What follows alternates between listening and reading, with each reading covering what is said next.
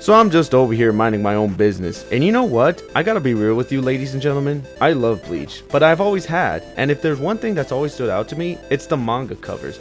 People always say don't judge a book by its cover, but let's be honest, we all do it.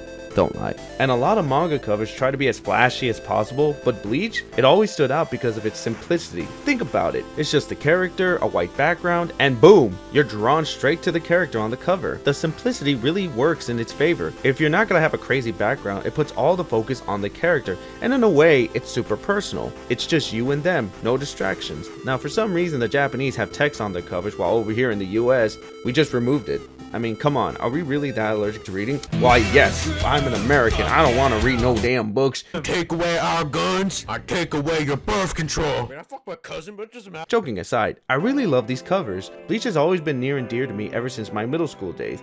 And with the finale just around the corner, I thought, why not talk about something that's always been close to my heart? And speaking of which, shout out to my boy, the Unknown Otaku, who's also a huge Bleach fan and claims he's gonna make a comeback, but it's been years and he hasn't talked to me in a while. What gives, Otaku? When are you gonna come back? What the hell, man? For the love of God, stop playing WoW for 5 days straight and make a damn video, fucking. Let's kick things off with the very first Bleach cover. An absolute icon. Seriously, this alongside with the big 3 covers deserve to be framed in a museum for how legendary and culturally impactful it is. Front and center is the star of the series, Ichigo Kurosaki, staring you down with his sword, and he's practically in your face. The details are crisp, his robe is flowing, his foot propped up on something for that extra cool factor, and his grumpy yet determined expression perfectly captures his fighting spirit. Now let's talk about Kubo's art style. Bleach was his second manga after Zombie Powder, so he was still refining his craft, but there's something undeniably charming about this era of his work. It screams early 2000s punk, blocky faces, sharper lines, almost like something straight out of a GameStop promo poster. Man, I hated those things. And that aesthetic is what pulled us in before we even met the characters. And speaking of introduction, each volume comes with a poem,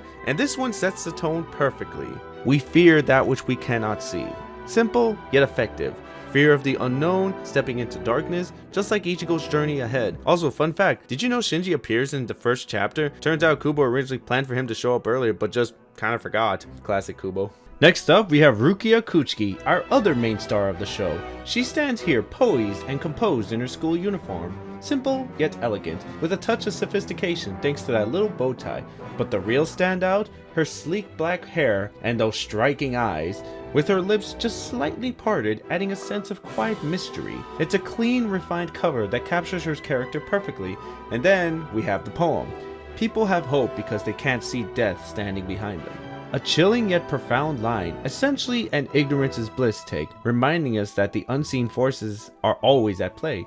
In hindsight, this subtly foreshadows the Soul Society arc, a testament to Kubo's layered storytelling. And yes, at this point, his foreshadowing has become a bit of a meme, but hey, it's a meme for a reason. The man's a literal genius, and we'll dive deeper into that soon. Next up, we have Orihime Inoue, our other female lead and the heart of Bleach. She's lying on her back, relaxed, with a scarf elegantly wrapping around her legs as they twirl in the air. Her signature swirly hair flows freely, and let's not overlook that small charm, a subtle hint at her powers. And speaking of her being the heart of Bleach, this volume's poem practically confirms it. If I were the rain that joins the sky and earth that would otherwise never touch, could I join 2 hearts as well? Orihime longs to connect with others, especially in their darkest moments. In Bleach and storytelling in general, rain is a powerful symbol of sorrow, and no moment reflects this more than the memories in the rain, the chapter that reveals the tragic death of Ichigo's mother. Bleach fans know full well that June 17th as a day of heartbreak, and Orihime, being the emotional core of the series, embodies that longing to heal and stand by those she loves. Another stunning piece that captures her essence perfectly. Next up is Uryu Ishida, the ever-composed Quincy. This cover gives off a calm, collected vibe. He's casually walking by, looking like he just wrapped up some errands. His formal attire and the cross on his right hand subtly hint at his Quincy heritage, making for a perfect contrast to Ichigo's Soul Reaper aesthetic. While Ichigo is rugged, dressed in dark tones, and exudes raw energy, the Quincy's carry an air of refinement, clean-cut, strategic, and draped in lighter colors to emphasize their precision and elegance. And this contrast runs deeper right into their ideology, something reflected in this volume's poem. We're drawn to each other like drops of water, like the plants. We repulse each other like magnets, like the color of our skin. Soul Reapers and Quincy's both exist to combat Hollows, yet their methods and beliefs set them at odds, pulling them together and pushing them apart at the same time. It's a poetic way of capturing their long-standing conflict.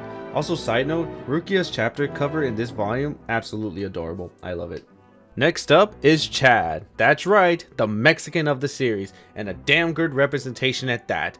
This cover puts him up front and center in his usual calm, stoic manner, rocking a Hawaiian shirt that reflects his free-spirited nature, and a gold necklace, a treasure gift from his abuelo. His wavy hair partially covers one eye, but the one we can see carries that signature unwavering gentleness. Chad is the definition of a gentle giant. He stands strong for his friends, but never seeks violence unless absolutely necessary. His poem embodies this perfectly. I can't protect you without holding a sword. I can't embrace you while holding a sword. A contradiction at the core of his character. He wants to shield those he loves, yet doing so forces him into battle, something he once avoided because of his grandfather's teachings. But this also subtly foreshadows the sword and shield aspect of his powers, with his right arm serving as the defense and his left arm becoming his offense. Also, let's take a moment to appreciate that Chad is one of the best representations of Mexicans in anime. He's a towering force that refuses to be knocked down, so remember, ladies and gentlemen, be the Mexican that Japan sees you as. And here we have Urahara, the ever enigmatic mastermind of Bleach. He's turned away from us, casting a subtle knowing smile, yet his eyes remain hidden, adding to his air of mystery.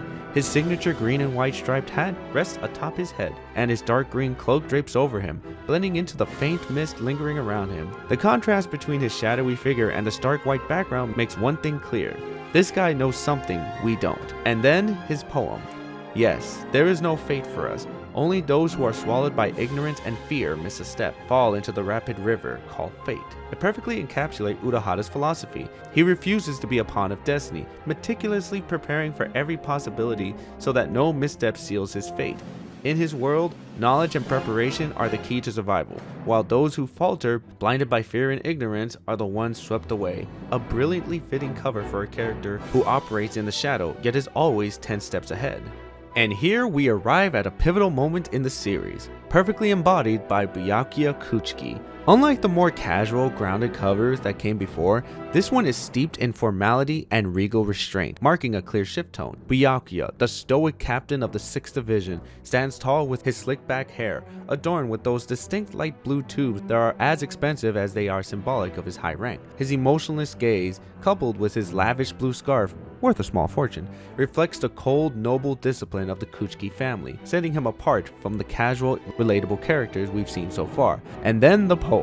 We should not shed tears. That is a surrender of the body to the heart, that we are beings that we don't know what to do with our own hearts. This perfectly encapsulates Byakuya's internal conflict, his duty to maintain emotional distance in order to uphold the reputation of his family and the Soul Society. As we later learn, his rigid control over his emotions is essential, for as a member of the royal Kuchiki family, he must serve as the unyielding face of an institution that demands order above all else. A powerful, elegant cover that introduces us to the world of high stakes and even higher expectations within the Soul Society. Truly a fitting portrayal of Byakuya's character. Up next is Zangetsu, and let me tell you, this cover is definitely gonna grab your attention. The character is upside down, a choice that feels as disorienting as it is deliberate, further amplifying by the striking contrast of colors Kubo loves to play with. Zangetsu's black robe and open, torn white collar makes him look both rugged and mysterious, with his hair blowing leftward and his 5 o'clock shadow adding to his rough aura. The one eye that's visible behind his cool glasses only deepens that enigmatic presence. Zangetsu is a man of few words, but his appearance speaks volumes. And this poem reads, if it rusts, it cannot be trusted. If its owner fails to control it, it will cut him. Yes, pride is like a blade. Straightforward yet profound. It's all about the dangers of unchecked pride, mirroring the relationship Zangetsu has with Ichigo and their struggle to maintain control over their shared power. Now, about the art style, you can really see the transitional period happening. Kubo's signature style is slowly taking shape, and though there are moments of awkwardness like what the hell is going on with Kenpachi, it's clear that the artist is growing into his role. Each volume brings more refinement, and by this point, we're already seeing some of the iconic sharper designs coming through. Oh, and I didn't notice the subtle red bands at the bottom of Zangetsu's robe. It's a nice little touch that adds depth and detail to his already striking design. It's been a good while since we had a female on the cover, and now we have Ikaku, and boom! boobs. Yeah, Kubo knows what he's doing here. But beyond her obvious assets, the real highlight is her missing arm, which I think is a subtle nod to her explosive attitude. And let's not forget the bomb in her mouth. The smoke effect adds a layer of intrigue, giving her a dynamic sense, and while her smile exudes confidence and that brazen, ambitious energy we love about her. And the poem, it reads, "Oh, all of us dream that we are flying the skies with our eyes wide open." A fitting sentiment for what's about to unfold in this chapter, marking the beginning of the Soul Society invasion to save Rukia. I think this poem speaks to the universal desire to chase our dreams and witness them firsthand.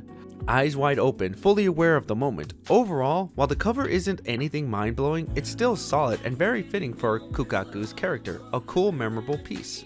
With Kukaku leading the way, it only makes sense that we now get her little brother, Ganju Shiba, front and center on the next cover. Here we see him looking down on us, chest puffed out as if he's trying to assert dominance, or maybe he's just mocking you while you lie there on the floor, knocked out by his sheer arrogance. His headband is dramatically waving in the air, adding that extra touch of flair. It's a cover that oozes stubbornness and cocky attitude, and this week's poem goes as such. We reach out with our hands, brush away the clouds, and pierce the sky to grab the moon and Mars, but we still cannot reach the truth. This is likely a metaphor for Ganju's life, constantly striving for something, whether it's answers about his brother's death or something deeper. He's gone beyond what he thought were his limits, yet the truth remains just out of reach. This foreshadows the tragic revelation that comes later, shedding light on his brother's death and the reason behind it. As for the cover, while it's not the most groundbreaking, it does its job well of reflecting Ganju's personality. And speaking of the art style, it's slowly starting to refine itself, with characters looking less blocky. Sure, some new faces still look a little off, but we're getting there. Alright, now we're stepping into the real meat of the series with Renji Abarai, Ichigo's rival in Soul Society. In this cover, Renji is holding Zabimaru right up in your face, and his menacing glare only amplifies the intensity of the moment. His spiky red hair perfectly complements his fierce fighting spirit. And let's not forget those cool tattoos. Honestly, when I was younger, I totally wanted them, but my mom wouldn't let me, so que sera sera. But the poem here goes as follows. Light a fire to the fang that cannot be reached, so that I don't have to see that star, so that I don't have to slit his throat. It's clear about Renji's relentless desire to surpass Byakuya, the star likely being Rukia. You know, the whole death makes sense because, well, Shinigami, haha, funny meme. This cover sets the stage for Renji's backstory and gives us insight into his desire to be more than just Byakuya's subordinate. The best part? This is when Kubo's art style has fully evolved and even new characters now look absolutely fantastic. What a cover! Up next is the 5th captain of the 13 Court Guard squads, Aizen Sosuke. This cover is a masterclass in minimalism, almost entirely white. The only colors that pop are from his black underrobe. His Clark Kent hairstyle and glasses give him an air of calm intellect. He's flashing this kind of gentle smile, and at first glance, you think he's the type of guy you could trust. Too bad he dies here. Hopefully he doesn't come back as a villain. Yeah, totally. But his poem reads as follows. We think a flower on a cliff is beautiful because we stop our feet at the cliff's edge, unable to step out into the sky like the fearless flower. This perfectly captures Aizen's ambition. He doesn't want to be bound by limits. He's reaching out for a higher form, just like the flower that dares to grow in the most dangerous of places. Another phenomenal cover. Oh, and Aizen's the real bad guy. Next up, we have Zaraki Kenpachi. A little lore dump for you. The title of Kenpachi is given to the deadliest warrior in Soul Society, and to earn it, you have to kill the previous Kenpachi. Survival of the fittest at its finest. And here we meet the current Kenpachi, Zaraki. He's hunched over like a predator stalking its prey with that bloodlust smile stretched across his face, muscles subtly flexing under his torn robe. A perfect cover for this warlord of a character. He's the necessary evil in the Soul Society, a force that exists for when they need to unleash utter destruction. And his poem reads, every time we set aside our pride, we take a step closer to the beast. Every time we kill an emotion, we take a step away from the beast. This speaks to Kenpachi's brutal nature and sheer ferocity he embodies. And of course, we can't forget the Ichigo vs Kenpachi, the fight that solidified Bleach's reputation as an action-packed, no-holds-barred manga. Fun fact, the original cover was supposed to be a lot bloodier, but Kubo toned it down after his editor suggested that kids would be reading it. And honestly, good call. The toned-down version is iconic in its own right, and the bloody one, well, let's just say it was edgy in the wrong way. So yeah, this cover, a true masterpiece. After all that intense action, we finally get a moment of relief with Hinata taking the spotlight on the next cover. It's a much lighter, sillier vibe as Hinata trips over, spilling his med in a panic, trying to catch him before they hit the ground. His shocked expression and frantic attempt to save the meds create a fun, quirky contrast to all the heavy moments leading up to this. It's a perfect breath of fresh air for the series, and a great way to inject a little humor. However, the poem is anything but lighthearted. Creak, creak, tower of purgatory, piercing the world like light. Sway, sway, tower of spine. Will it be us or the sky that falls? This speaks to the desperate situation Rukia is in, and on the brink of execution, waiting for the inevitable. It's a somber reminder of the stakes, despite the humorous cover. Also, fun fact, this might have coincided with the anime airing, and that extra blurb with the cover could have been Kubo's personal shout out to his parents, reflecting on how far he's come. That's great for him. This next cover delivers some serious tonal whiplash, diving into the darkness with Kira. The cover shows him drenched in shadow, almost as if he's swallowed by the darkness, with it hanging like curtains flowing onto the ground. His lieutenant badge and hands are all we can make out, and his triangular hair covering his left eye, enhancing the mystery. When we do see his face, it's a somber, resigned expression reflecting his inner turmoil. Fun fact, this cover was referenced in episode 27 of the series, where the visual echoes its somber vibe. You won't get that type of analysis on Mother's Basement, which, by the way, how's Crunchyroll doing, you bootlicking bitch? Sassiness aside, this poem here is just as dark. I just keep practicing saying goodbye to you. It's a heartbreaking line, symbolizing someone preparing for the loss of something or someone deeply important to them. It perfectly embodies Kira's character arc, a tragic, conflicted soul, always on the verge of losing what he holds dear. The black and white contrasts in the cover mirror the inner struggle, creating a powerful, poignant visual. Another fantastic emotional cover for sure. This volume is action-oriented, with one of the series' most popular characters taking center stage, Hitsugaya Toshiro. In this striking image, we see him looking back, a fierce expression on his face, his piercing blue eyes seeming to stare right through you, much like his sword. It gives the impression that he's ready to strike at any moment, emphasized by the visible sheath. It's an ambitious cover, and for the first time, the logo is placed centrally, drawing more attention to the artwork. On a side note, there's a joke that's been stuck in my head for over a decade, and I still can't shake it off. I shall call him Mini-Me. Now, turning to the poem featured in the book, the mane of the sun pouring down erases the footsteps on thin ice. Don't fear the deception, the world already lies atop deception. The poem alludes to Gin, who has always been depicted walking on thin ice due to his suspicious demeanor and hidden motives. The second half of the poem speaks to navigating a world full of lies to uncover the truth and justice. This resonates strongly with Hitsugaya, a character who places great importance on justice, especially in the aftermath of Aizen's supposed death. In conclusion, this is a standout volume with a compelling cover featuring one of Bleach's most beloved characters. Next up, we have another fan favorite and one of Bleach's most iconic female characters, Yoruichi Shihoin, renowned for her great personality. Yeah. In this dynamic cover, we see her in a prowler stance, low to the ground and poised to pounce, much like a cat. Her smug expression and piercing eyes perfectly captures Yoruichi's essence. Additionally, her figure is undeniably striking.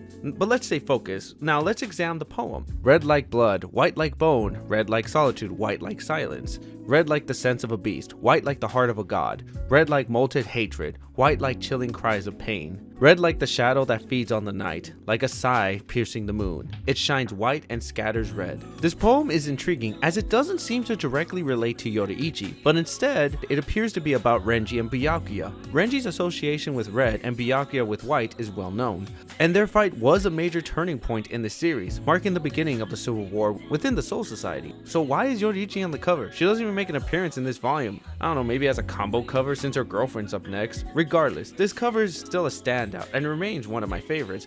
Also, it was referenced in the ending of Court 3, so that's cool. Next, we have Soifong, Yoruichi's mistress. This cover clearly continues the theme from the previous one, suggesting a confrontation between the two, especially given their eventual fight. This cover is dynamic, with Soifong's foot positioned as if it's about to strike you in the face. Upon further inspection, it looks like she's also flying, her hair flowing behind her and her back exposed due to an ancient technique. The expression of determination on her face contrasts sharply with Yoruichi's earlier smugness. This is a pivotal moment in this series, as this volume marks Ichigo's rescue of Rukia and the beginning of the final battle between Ichigo and Byakuya. And the poem featured in this volume reads, "Your shadow, quietly, like a vagrant poison needle, stitches my footsteps. Your radiance, lithial, like lightning striking a water tower, cuts down the source of my power. This poem reflects Soifeng's deep admiration for Yoruichi. Having grown up in the shadows of the Shihoin clan, Soifeng developed not only a strong admiration, but an intense infatuation of her. It's a remarkable testament of Bleach's approach to character development and diversity, years before such topics became a commonplace or superficial in other media. Overall, this is another excellent cover, though I still find myself wondering why Yoruichi was featured on the last one. Perhaps Kubo simply wanted to include her at least once in this set of volumes. This next cover is a major milestone as it marks the return of the series' main protagonist, Ichigo Kurosaki. It's clear from the artwork that Kubo has made significant improvements in his artistic style since the last outing. We see Ichigo wearing his Bankai robe, holding his blade directly in front of the viewer, his expression one of unwavering determination and piercing intensity. The image conveys that Ichigo is ready to engage in battle, aiming to finish things once and for all, especially considering the iconic battle featured in this volume, which is not only a key moment in Bleach history, but also in shonen history as well. The poem accompanying this volume captures Ichigo's resolute nature perfectly. No, nothing can change my world.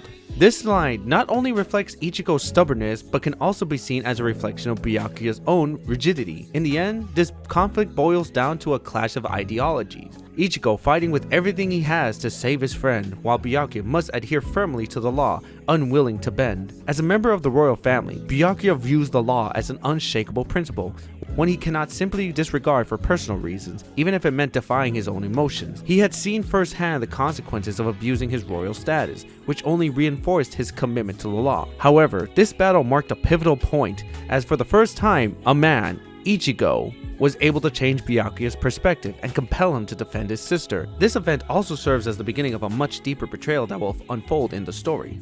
And what better way to initiate that betrayal than with the most enigmatic character of them all, Gin Ichimaru. In this cover, we see Gin finally opening his eyes, an ominous sign, as it exposes his sly, blue gaze and is accompanied by the most deceitful smile imaginable. It's a perfect representation of his character. He even covers his eyes with his hands, adding a layer of mystery, though the reason behind it are left up to speculation. Kinda looks like a hat. Regardless, this cover is incredibly well done, especially since it captures the essence of the betrayal in all its twist-filled glory. That's right, Aizen was alive, and he had been the true mastermind behind everything.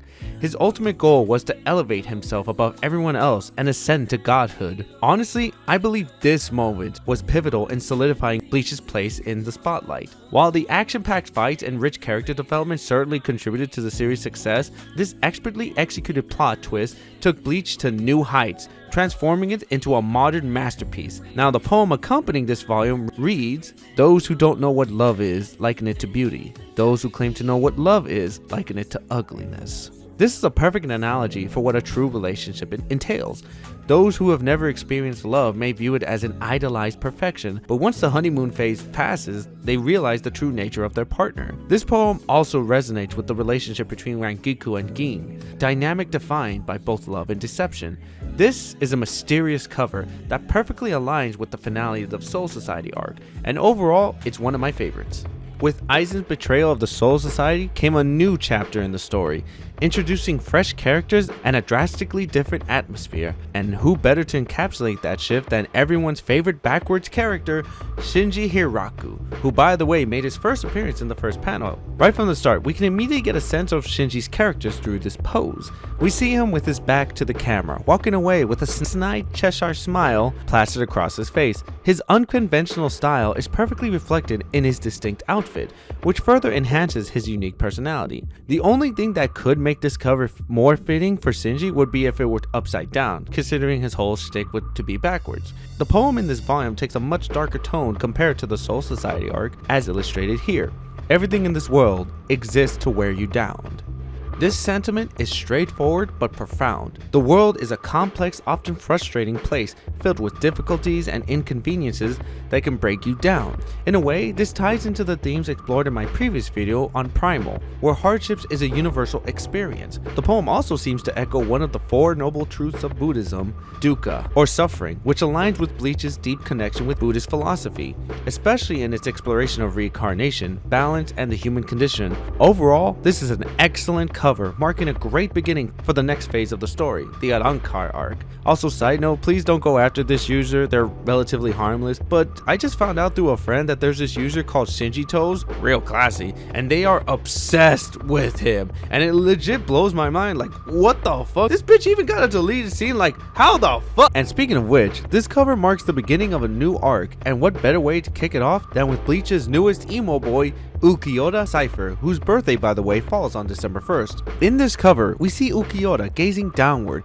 his expression as cold and emotionless as ever, hands casually placed in his pocket as if the world around him is of little concern. His coat billows in the wind, and his iconic half helmet rests atop his head. This is a fitting visual introduction to the new journey that awaits our heroes. This week's poem goes as follows. There is no meaning to our world. There is no meaning to those of us living there. We are meaningless beings ponder the world, though the realization of meaninglessness itself means nothing. This is a clear expression of nihilism, though it predates the oversaturation of the concept by shows like Rick and Morty, where it was often reduced to a joke. Here, it holds a deeper meaning, foreshadowing Ukiyoda's worldview and his entire character arc. Once again, we're treated to an excellent cover, setting the tone for the new arc. All these covers have been filled with thick, luxurious hair, but what about some bald representation? Enter Ikkaku, the third seed of Squad 11, here to fulfill that need. In this cover, we see him sitting down and looking down upon us as well, with a menacing smile, his weapon resting by his side as if he's always ready to fight. A noticeable scar on his torso adds to his intimidating presence. I also couldn't help but notice the subtle red mascara along his eyes. A small but striking detail. This cover is simple, yet it perfectly captures Ikkaku's straightforward nature and readiness for battle. Now on to the poem, which goes as follows. We are the fish in front of the waterfall. We are the insects inside the cage. We are the ruins of the billows. We are the skull of the crosshair, the force of the torrent, and the whale that drinks it. We are the five-horned bull. We are the fire-breathing monster, and the screaming children. Oh, we are poisoned by the moonlight. This is a rather lengthy poem, but it invites deep reflection, so let's unpack it. The entire poem seems to be Ikkaku hyping up not just himself but his squad, emphasizing their strength, indomitable will. The fish in front of the waterfall symbolizes their struggle, akin to fighting against the current. The insects may be a reference to Chinese mythology where crickets are kept for good luck, suggesting preservation and resilience. The ruins of the billows could symbolize the aftermath of a battle, and the skull of Crosshair might be a reference to the Hindu god Shiva's staff, which often bears a skull, again tying it into Buddhist symbolism prevalent in Bleach. The torrent and the whale are powerful forces of nature, much like the strength of Ikkaku and his squad embody. The mention of the five-horned bull, fire-breathing monster, and screaming children could allude to the fierce and unrelenting nature of Ikkaku's combat style. Finally, the line "poisoned by this moonlight" suggests that the realization that despite all their strength and power, they are still mere mortals, much like the monsters that are born under the moon. The cover, titled Mala Suerte, meaning bad luck, reinforces that idea that our heroes are in over their heads. They are facing challenges far greater than ever anticipated. Overall, another great cover, adding depth and intensity to the story. With the theme of aggressive characters continuing, it's only fitting to feature Grimmjow front and center. And when it comes to aggression, it doesn't get more intense than this. His fan is literally right in your face, so close that you can even see the shadow cast by it. Alongside that, we get a glimpse of his iconic jawbone to the side of his face, all while he flashes that signature fierce smile. This cover perfectly embodies Grimmjow's brutal nature. As for the poem, it's just as violent. Break down every single one of you.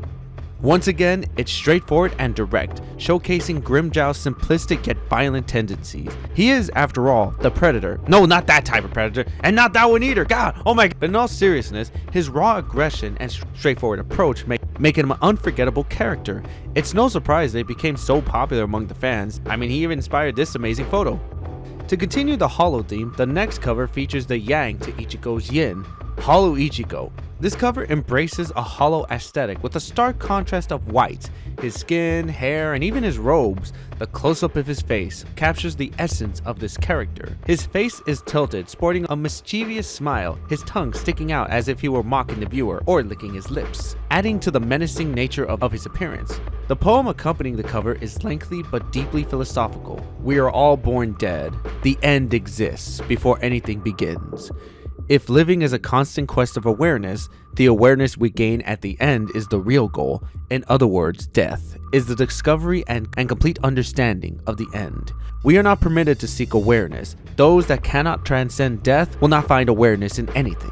Let's break it down to simplify its meaning. We are all born dead. The end exists before anything begins. This echoes the Buddhist concept of reincarnation and the cycle of rebirth. The idea is that before we are born, you have already died in a previous life. Thus, you are born dead. If living is a constant quest of awareness, the awareness we gain at the end is the real goal. In other words, death is the discovery and complete understanding of the end. This part suggests living life to the fullest. The impact you leave on the world will only be revealed after you're gone. And that's what true awareness lies, at the end. We are not permitted to seek awareness. Those that cannot transcend death will not find awareness in anything. This could imply that as death approaches, the true nature of who you are becomes clear to yourself and others. Your actions and legacy will define the impact you made. I know this one's pretty deep, but it also highlights a pivotal moment in the series. In this volume, we get the iconic King Horse speech from Hollow Ichigo, which offers an epic foreshadowing for what's to come. This edgy cover, combined with the introspective poem, perfectly encapsulates what Bleach is all about: philosophy, complexity, and a lot of intensity. And with that, I'd say this is yet another great cover. So with all these amazing covers, surely the next one will continue that trend, right? No, unacceptable. Oh great, it's this bitch. Here we see Loopy. Oh my god. The guy that replaced Grimjaw as the sixth Espada when he called Aizen gay and cut off his arm for it. Yeah, I don't really like this one, but whatever, let's get it over with. Here we see him sitting casually with an arm holding his head and with a smug look on his face, which perfectly encapsulates his character, and also his pink little sword, because nothing says threatening like a weapon that probably belongs in a unicorn's collection. Alright, I'm gonna be real with you guys, I don't like this guy. He's a sassy, smug little bitch who thinks he's the greatest thing since sliced bread, when in reality he got his position because Grimjaw threw a tantrum to Aizen and he needed someone to replace him. At least he gets what's coming to him. Also, every time I see him, I think of this video. You can call me Nannerpuss, and guess what? I'm a pet. Isn't it time for a serious breakfast? This Tuesday from 6 a.m. to 2, Denny's is giving a free Grand Slam to everyone in America. Anyway, here's the poem. The voice that pierces deep into my chest is like a never-ending cheer. Yeah, I'm gonna be real with you, this one's a clear reference to Grimjaw finally getting his groove back and piercing Loopy through the chest. And honestly, we all know Grimjaw was feeling pretty good about getting his old job back, so the poem's fine, I guess, but truth be told, I'm not a fan of this character. So for the first time, I'm saying it, this isn't one of my favorite covers. I know, shocking. But enough of that garbage, let's get back to discussing some truly great characters, like Orihime. In this cover, she appears somber, dressed in her skill uniform, gazing off to the side.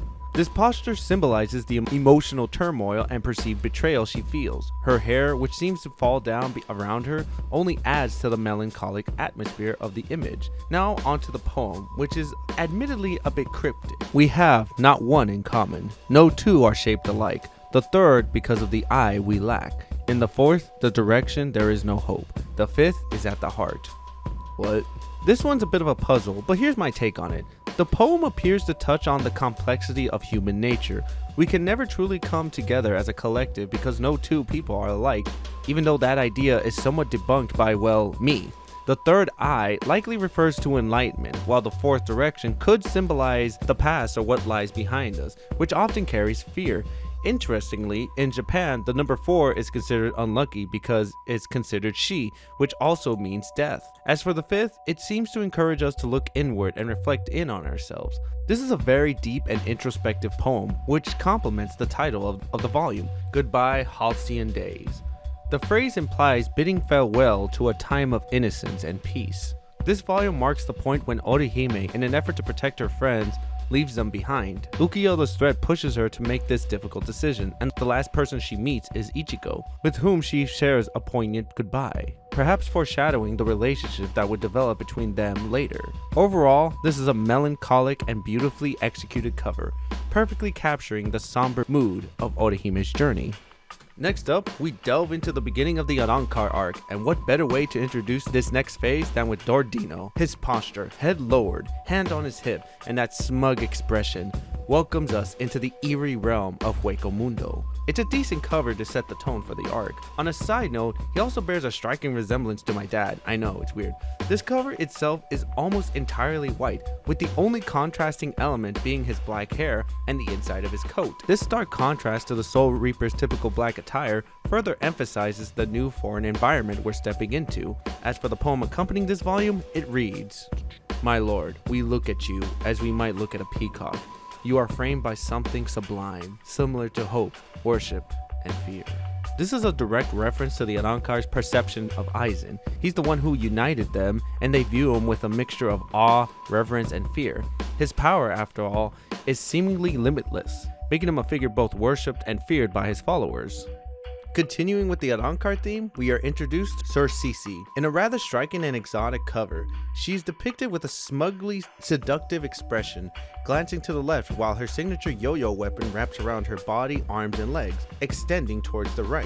This composition effectively highlights the wild and unpredictable nature of the 105th Arrancar. Additionally, her design features purple mascara beneath her eyes and a small mask fragment serving as a hairpin, further accentuating her distinctive appearance. The inclusion of visible garter belts adds yet another layer to her bold and eccentric aesthetic. Accompanying this volume is a particularly thought-provoking poem. Endlessly adorned, knowing it will be cut off. Endlessly polished, knowing they will be cut off. They are terrifying, terrifying in the fall. Their hair flutters to the ground, a lifeless husk. Hair and fingernails are beautiful ornaments, so why do they seem so baleful when removed? The answer is simple. They are previews of what is to come, of death. This passage appears to explore the transitional nature of beauty and mortality. Throughout life, we embellish ourselves, styling our hair, refining our appearance, maintaining an image. However, once death arrives, these adornments become eerie remnants of what once was, mirroring the inevitability of our fate. One notable aspect of Kubo's cover choices in this arc is his decision to highlight lesser-known characters. Whether this is meant to signify their prominence in the corresponding volume, or simply to showcase his diverse cast remains uncertain. Regardless, it adds an intriguing dimension to his artistic direction. Amidst the consistent Arrancar-themed covers, one stands out. Kaien Shiba. At first glance, his presence might seem out of place given that he's not an Arrancar, or is he? In this cover, Ichigo's cousin is depicted with an unwavering bright smile, exuding confidence as if nothing could ever bring him down. His arms are crossed, securing a long silver trident adorned with a blue fluff at the end, adding a bit of flair to his otherwise straightforward weapon. It's an image of strength, familiarity, and warmth, yet it contrasts heavily with the underlying story. The poem accompanying this volume takes a much darker tone, though. The wound lies deep, like the ocean floor. The sin is red, growing paler in death. This passage likely refers to the pain Rukia endured upon encountering Kaien once more, only to discover that he is nothing more than an imposter, an Arrancar who reopens an old scar that had barely begun to heal. The depth of this emotional wound mirrors the vastness of the ocean, reinforcing the trauma and unresolved guilt she carries. From a storytelling perspective, it's a strikingly effective and heartbreaking moment. Up next is the most controversial character in Bleach, Xylopodo Granz, the mad scientist of the Espadas. This cover captures his unsettling persona perfectly. Xylopodo tilts his head back with a smile dripping in ecstasy, his eyes rolling back in pure twisted bliss. The pose itself is twisted, his right hand clutching at his collar, while his left hand appears unnaturally contorted, almost as if something or someone is trying to drag him off screen. Oh, and then there's the inexplicable purple Twizzler in his pants, because of course there is. If you've read through this arc, you'll quickly realize that Xylopodo isn't just eccentric, he's downright depraved. The guy exudes unsettling energy, and his poem only cements his warped nature. Tell me you hate me more than anything in this world. Blatant masochism at its finest. As the story unfolds, his sadistic tendencies only grow stronger, making him one of the most disturbingly memorable villains in the series. Kubo nailed this cover. It's uncomfortable, off-putting, and perfectly fitting for this absolute menace of a character. Also, his hollow hole is on his dick. With the Arrancar Invasion Arc reaching its peak, what better way to ramp up the intensity than with everyone's favorite espada, Grimmjow Jaggerjack. Now in his Pantera form, And let me tell you, this cover goes hard. We see Grimmjow mid-lunge, rowing like the apex predator he is. His normally sharp eyes are now pure white, making him look even more feral, as if he's lost in the thrill of the hunt. His wild flowing mane whips around his body, adding to the raw, untamed energy of the shot. Even the positioning of his knee in the foreground suggests that he's about to pounce, making the whole image feel kinetic, like he's about to leap straight off the page. Since he's on the cover, we already know what's coming, his long-awaited showdown with Ichigo. And given how pivotal this fight is, the tone of the series shifts accordingly. The little omakes between the chapters are no longer just goofy side stories, they now subtly reflect the tension of the battle. Then there's the poem, and as expected, it's as violent as ever. The king runs, shaking off his shadows, his armor clanking, scattering bones, tasting flesh and blood, crushing groaning hearts, stepping in alone to a distant beyond. This is Grimmjow's story in a poetic form. He charges forward, casting aside his past, his battles leaving a trail of destruction in their wake. The vivid imagery of bones scattering, flesh and blood, and groaning hearts paint a picture of his ruthless, war-torn existence. But by the end, there's an almost melancholic note. He steps in alone. No matter how strong he is, no matter how many fights he wins, it's a lonely road for a king without a kingdom. This cover isn't just one of Bleach's best, it's one of the best in all of anime. Absolutely legendary. With Grimmjow's sudden defeat at the hands of Noitora, the power scale of the Espada is shattered. This fight isn't just about who's stronger, it's a wake-up call. The fact that Noitora holds the rank of 5 means he's even above Grimmjow shows just how utterly monstrous the top 5 Espadas are. If taking down Grimmjow drained Ichigo of everything he had, then what hope does he have against opponents that are even stronger? And this cover, it perfectly captures that sheer terrifying power. Noitora grabs the viewer, his massive hand reaching forward as if he's already got us in his grip. He looms over us with his sadistic grin, his tongue sliding across his eye patch, exuding a pure predatory aura. His uncovered eye is small yet piercing, radiating a cold, menacing intensity that screams dominance.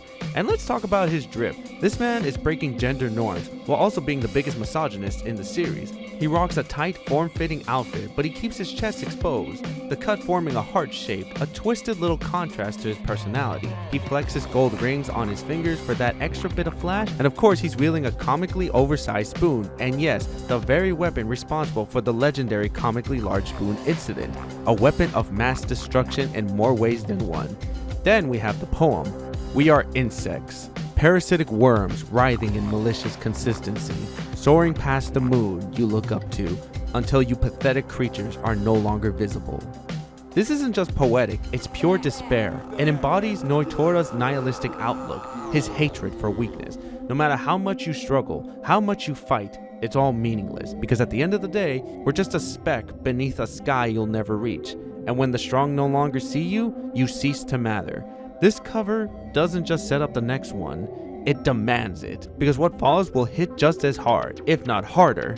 Nelel 2 Odell Shrank, Noitora's rival, his antithesis, and the moment she steps onto the cover, she demands attention. And the first thing that grabs you, that vibrant green hair, her ragged clothes, her entire presence radiates a fierce, untamed energy, and of course, boobs!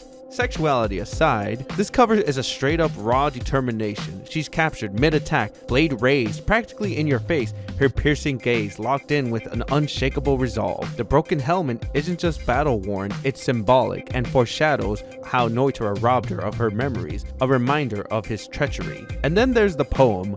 If you were to give me wings, I would fly for you. If this entire land were to sink underwater. If you were to give me a sword, I would stand up and fight for you. Even if this entire sky were to pierce you with its light. This isn't just words, it's hope, it's loyalty, it's a direct contrast to Noitora's poem of despair and futility. Where he sees weakness, Nell sees devotion. This is her promise, her debt of gratitude to Ichigo for protecting her when she was just a tiny rugrat. She's not fighting for power, she's fighting for him. And let's be real, this cover is pure fire. It's not just a visual spectacle, it's a clash of ideologies, a duel in the making. And if there's one thing we can confirm, Nell is from Texas, because in this fight, she's truly the king of the kill. enough about the espadas. It's time for Soul Society's resident mad scientist to take center stage, Mayuri Koshitsuki. And of course, with a new arc comes a new look, because apparently this man treats fashion like a science experiment. Why does he keep switching up his drip? Who knows, maybe he just likes playing dress up. This time, Mayuri is rocking a blue crown that drapes down to his shoulders, a golden jaw and hairline, and a little purple collar because he can. And his expression? Glorious. His eyes are bugged out, his mouth slightly agape, and his face frozen in pure fascination, like he just found some forbidden knowledge, or you just woke up at 3 AM searching for cheese in the fridge. And if that wasn't enough, the volume title really doesn't help. Higher than the moon, yeah, really subtle, whatever. But let's talk poetry. Born and then fall is the same as death. Once again, we see those Buddhist influence creeping in. Reincarnation, the endless cycle of birth and rebirth, and it all ties perfectly into Mayuri's own philosophy. This is the volume where we get the famous perfection speech, where he basically says true perfection is death, because once you're perfect, you stop evolving.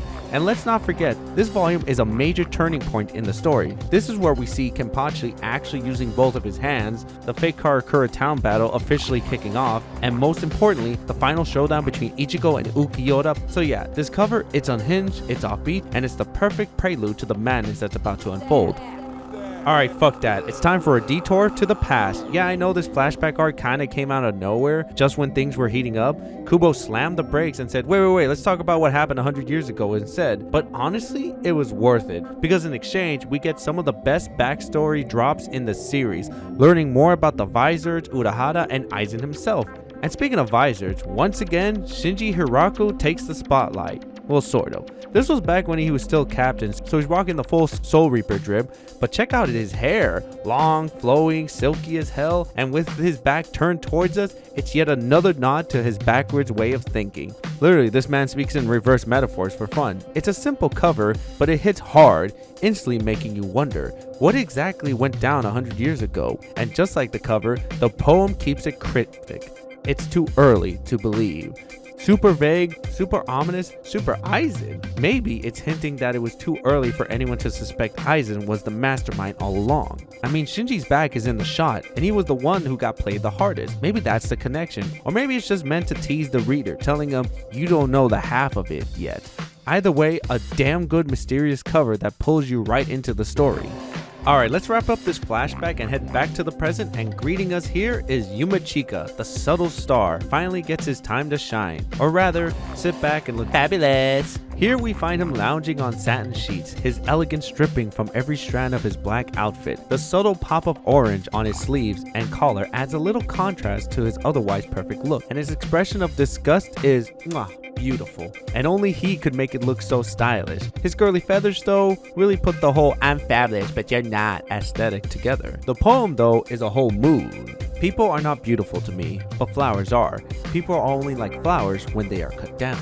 Bleak, cynical, and full of Yumachika's signature brand of beauty standards. It shows his disillusionment with people while elevating flowers to a status they don't deserve. Yet, they're the only thing in this world that seem worthy of admiration. Of course, this all makes sense from someone who fought a femboy past his prime years. Talk about complex character development, but hey. This poem is deep, and considering that Aizen's final battle is about to go down, you know things are about to get really interesting. And with that in mind, the covers are getting much more serious, especially with Hisagi stepping into battle. And he isn't just showing up, he's demanding attention. The determination on his face, unmistakable. His Shikai is alive, whipping around him, crackling with energy like it's another extension of his soul. You can feel the motion, you can feel the intensity. And this is why Kubo's covers always hit different. Sometimes, it's like you're not just looking at the character, you're right there in the moment with them. It's raw, it's personal. You're not an observer, you're part of the fight. And then there's the poem. There is only one thing to fear, to become a warrior without fear.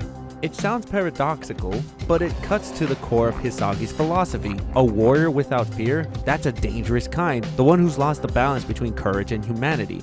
The one who's ready to crush everything and everyone in their path without a second thought. It's not just a reflection of his personal creed, it's a warning shot. And you know what's wild? This poem inadvertently hints at Byakuya's own fear. Think about it. Hisagi's philosophy of balance in fear might echo the struggle that Byakuya will face as he grows more vulnerable in his own journey. It's a nice subtle bit of foreshadowing, but really this cover isn't just action, it's a manifesto. Hisagi standing there, practically screaming, "I'm not backing down." It's not just about his Shikai, it's about everything he's fighting for, everything he believes in. It's a blend of grit, philosophy, and pure unrelenting energy, and that's what makes this cover so damn good. And just when you thought things couldn't get more intense, enter Aeon, depending on how you say it. This behemoth of a monster doesn't just walk onto the scene, it shakes it. The sheer presence of this creature is beyond terrifying, and Kubo captures that raw animalistic force with a cover that practically drips menace. The profile view with his nose pushed so far up into your face makes him seem like a force of nature, and that black fur that engulfs half the page, it's like he's a shadow come to life, something wild and untamed, and that fits because Alan is a savage. This beast is so uncontrollable that even old man Yama, who doesn't flinch at much, had to step in and show this thing who's boss. But there's something even more primal about Alan than just his sheer power. It's his unpredictability. His violence isn't honed, it's reckless, almost like it's out of his control, and that's why this cover is so perfectly designed. It's not just about showing the monster, it's about capturing the essence of raw destruction, a force that can't be contained. And then the poem hits with a punch. To err is to kill is evil. That is a reflection of Alan's true nature. Sure, everyone makes mistakes, that's human, but murder? That's a whole other level. It's the reminder that violence, once unleashed, can't just be justified or brushed aside. It's permanent, irreversible, and it's evil. And that's why Kubo puts Alan front and center. He's the embodiment of unchecked violence. This character isn't just a monster in form, but a force in philosophy. A creature who is pure destruction, moving through the world without care, without remorse. He's a reminder of what happens when violence becomes its own entity, raw, untamed, and utterly without reason. This cover isn't just about introducing a new character, it's about setting the stage for the uncontrollable chaos that's about to unfold. Up next is what I call the peak of the series, the moment everything that's been building up to, Ukiyoda. And when I say this cover hits like a freight train, I mean it. The sheer weight of it, Ukiyoda's presence is undeniable. His face is half shadowed, his expression vacant and indifferent, embodying that chill detachment we've come to expect. But what's striking is his wings, black, brooding, and almost as if they're brushed on rather than drawn. This small detail does so much to give the cover this grit, raw tone, contrasting the darkness of his being with the faint light of his soul. The entire image is a study in black and white, but it's not just monochrome. The subtle flash of green in his eyes and the streak running down his face gives us a glimpse of what's buried deep within, a cold, twisted soul that still holds onto something. And let's not overlook the fact that his hollow hole is now clearly visible, a glaring hole in his chest where humanity should have been. Kubo doesn't let us forget that this is a creature that's lost something vital, a part of him that's never coming back. And this is where everything ramps up. Gone are the playful omakes, the tone has shifted, and so has the story. Even Alan's lighthearted vibes feels like a distant memory. In this volume, the symbolism is layered, heavy with meaning, and the stakes through the roof. Now let's talk about Ukiyoda's poem. If there's anything that drives home just how cold and heartless this character is, it's this. Envious because I have a heart, gluttonous because I have a heart, greedy because I have a heart, prideful because I have a heart, slothful because I have a heart, wrathful because I have a heart, because I have a heart. I lust for all that you are. The repetition of "because I have a heart" isn't just poetic, it's haunting. It's about a lack of emotion. This is about the burden of emotion. Ukiyoda isn't claiming to be heartless, he's admitting that his heart is the source of his turmoil. It's envy, pride, wrath, lust, the full spectrum of human emotion laid bare. These aren't virtues, they're curses. Ukiyoda's heart makes him vulnerable, and it's his vulnerability that drives him. The poem says it all. Having a heart means desire, craving, and ultimately suffering. And that last line, "because I have a heart, I lust for all that you are," that's where the tragedy of Ukiyoda really shines. It's not just about physical lust, it's a craving for connection, understanding, something he can never have. He lusts for the humanity he cannot fully grasp, for the emotion and connections he can never experience as a hollow. This poem perfectly encapsulates the pain of being alive, of existing without the means to truly understand what that means. Ukiyoda doesn't just want Orihime, he wants to understand her, he wants to feel what she feels, but he's stuck, doomed to endlessly pursue a connection he can never achieve. And that's where the title of the volume comes in, Lust. Ukiyoda isn't just out there fighting for Orihime, he's out there searching for something more than his cold, emotionless self. A tragic, almost romantic longing. But in the end, his desires only highlight the emptiness that comes with being an Arrancar. This is a guy who's constantly at war with himself, wanting connection, wanting humanity, but doomed to face nothing but the abyss of his own hollow existence. This volume isn't just a turning point, it's a gut punch, both to the character and to the audience. Ukiyoda stands as the embodiment of a man with everything but the one thing that matters most, a heart. Damn, that felt good. As we move into volume 41, the stakes are cranked up to 11, chaos unfolding on every front, emotions running high, and amidst it all, the towering rage-fueled force of nature that is Yami Lago. Here we see a mid-transformation, bellowing in fury, his muscles bulging to grotesque proportions as his body literally tears itself apart from his sheer rage. His eyes, blank, lifeless, predator-like, shark eyes that signal nothing but pure destruction. And I'll be honest with you guys, I don't like this cover. Like at all. Not just because it's Yami, but because design-wise, he's probably Kubo's weakest espada. He's pretty ugly, yeah, but not in a cool, menacing way that someone like Noitora or Zomari can pull off. He's just there. And I get it, his whole shtick is that he gets stronger the angrier he gets, but let's be real, makes him look less like an unstoppable force and more like he's in the middle of the worst shit ever. Joking aside, the poem actually does a great job of capturing the Yami's violent animalistic nature. Take back what was lost, blood, flesh, bone, and one more thing. That first line, it's raw. It carries this desperate hunger to reclaim something vital, something stripped away. Blood, flesh, and bone aren't just physical, they represent the brutal cost of battle, the pieces of oneself lost in the struggle. But then there's the one more thing, which adds a layer of ambiguity. It suggests something beyond the body, pride, dignity, a sense of self. For Yami, this might just be mindless power, but for characters like Ichigo and Orihime, it cuts deeper. It's about the determination, hope, and emotional bonds that fuels them. And while I've been harsh on the cover itself, I can't deny that this volume is critical to the story. This is where we witness the legendary awakening of Hollow Ichigo, pure, unfiltered destruction in its most terrifying form. And this is where Ukiyoda's journey reaches its tragic end, where he finally grasps the concept of the heart. So yeah, I think Yami looks ridiculous, but the old saying goes, never judge a book by its cover, because what's inside is absolute fire. With tensions boiling over among the Espada, now is the perfect time for the big three to step into the spotlight. And who better to lead that charge than Tier Haribel? Let's get the obvious out of the way. Boobs! But beyond that, this cover carries a weight that goes far deeper than surface level fan service. Here we see Haribel mid-swing, her massive blade carving through the air as if she's striking downward. It's an incredible dynamic shot, pulling the viewer into the action, making it feel like you're in her path. And yet, there's something different here. Unlike the usual bloodthirsty aggression we see in battle covers, Haribel's soft green eyes don't burn with rage. Instead, they carry something else, pity, regret, as if she doesn't truly want to strike you down, but has no choice. Then there's the poem. No world exists without sacrifice. Do we not realize that we call this hell where ash floats upon a sea of blood, the world? Brutal, bleak, and painfully true. This poem doesn't just reinforce the idea that sacrifice is unavoidable, it outright condemns the world for normalizing it. It paints a grim image of a battlefield soaked in blood and ash, questioning what we even realize that is our conflict. There's a deep existential weight to these words, forcing us to confront the fact that conflict, suffering, and loss are ingrained into the very fabric of existence. And this ties directly into Haribel's role in the story. Every Espada embodies a different aspect of death, and hers is sacrifice. She isn't like the others. She doesn't seek power for power's sake, nor does she revel in destruction. Her strength is purely for the sake of others, and it's no accident that Kubo chose this moment to highlight that theme. Haribel fights not because she wants to, but because she has to, for her faction, for the ones she swore to protect. All in all, this cover is peak the strength, the sorrow, the quiet tragedy of a warrior who fights with no joy, just duty. The Shark Queen delivers, and this volume, an absolute knockout. As the spotlight remains fixed on the top three Espada, it's time for the king of time himself, Barigan.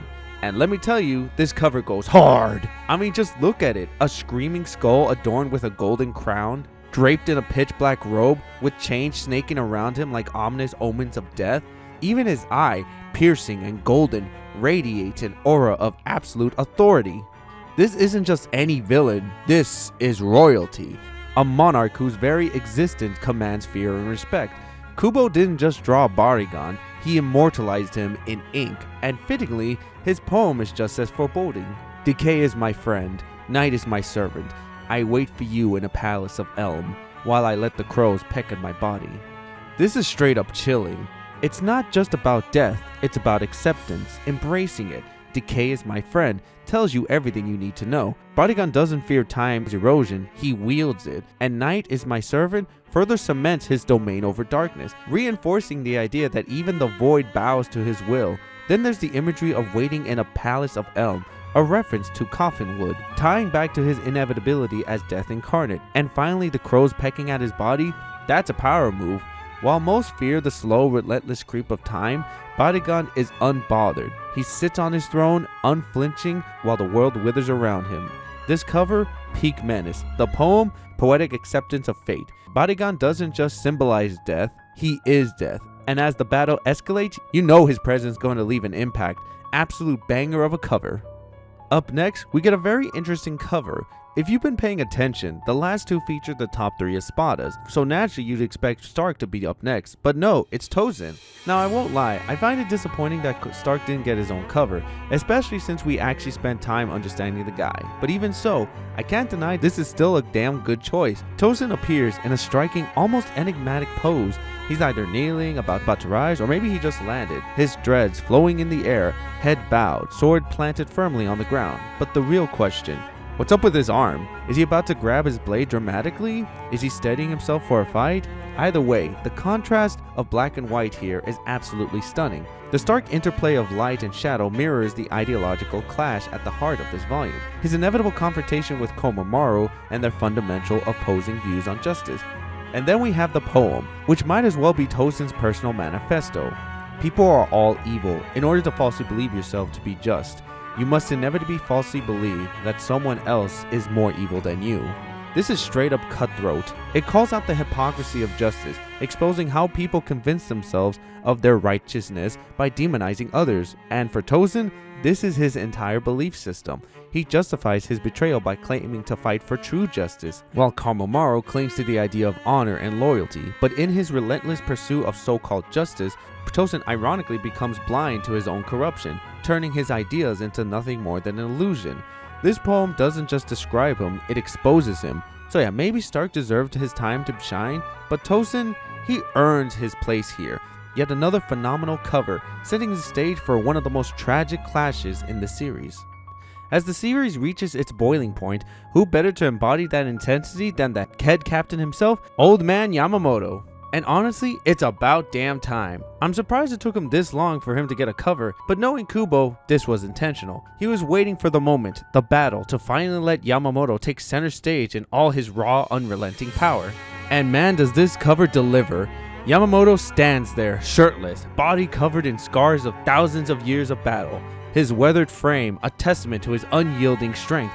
His one eye visible burns with pure fury, while the other remains shrouded in shadow, adding to the aura of an ancient warrior who's seen and survived countless wars. Even his facial hair and long eyebrows are caught in the motion, as if nature itself bends to his presence. But what really stands out? The shading. There's way more depth and detail than usual, and I think this was where Kubo really started pushing Bleach's art towards a more realistic, finely detailed style.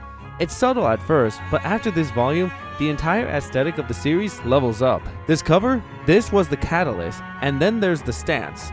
Yamamoto doesn't just stand, he defies. Even as the war escalates, even as the odds stack against him, he remains unshaken. And this volume's poem, it cements that mentality. Do not live bowing down, die standing up. Simple, brutal, uncompromising. It's a warrior's creed. Better to perish on your feet than live in submission. And considering this volume marks the beginning of the final stretch, Ichigo's long-awaited arrival on the battlefield, it's the perfect philosophy to set the stage. All in all, a phenomenal cover to kick off Bleach's climactic arc. With the stakes at an all-time high and the final battle looming, it's time to shift our focus to the warriors who've been fighting since day one. And this time, stepping into the spotlight, Rangiku Matsumoto. And yeah, let's address the elephant in the room. Kubo clearly has a type because once again, boobs! Front and center. But hey, at least they're tastefully framed by her signature pink scarf and gold necklace. Beyond that, Rangiku's expression is calm, almost detached, as she's casually adjusting her scarf like she's in the middle of a Vogue photo shoot. There's no action, no battle stance, just quiet elegance. And you know what? That actually makes this cover stand out. The colors here are another highlight. Vibrant, yet not oversaturating, striking that perfect balance between pop and subtlety. But what really gives this cover weight? The poem. It's not frightening to know misfortune. What is frightening is to know lost happiness will never come back again. And that hits deep. The true horror isn't hardship itself, it's realizing that the happiness that you once had is gone permanently. You can endure suffering, but the idea that joy, something that once defined you, can vanish forever, that is what lingers. And of course, this ties directly to Rangiku and Gin. Ever since his betrayal, that happiness she once had with him, gone. No closure, no second chances, just emptiness. It's a somber, tragic cover, one that strips away the chaos of battle and instead gives us a moment of reflection. And in a raw filled with bloodshed and destruction, that makes this all the more powerful.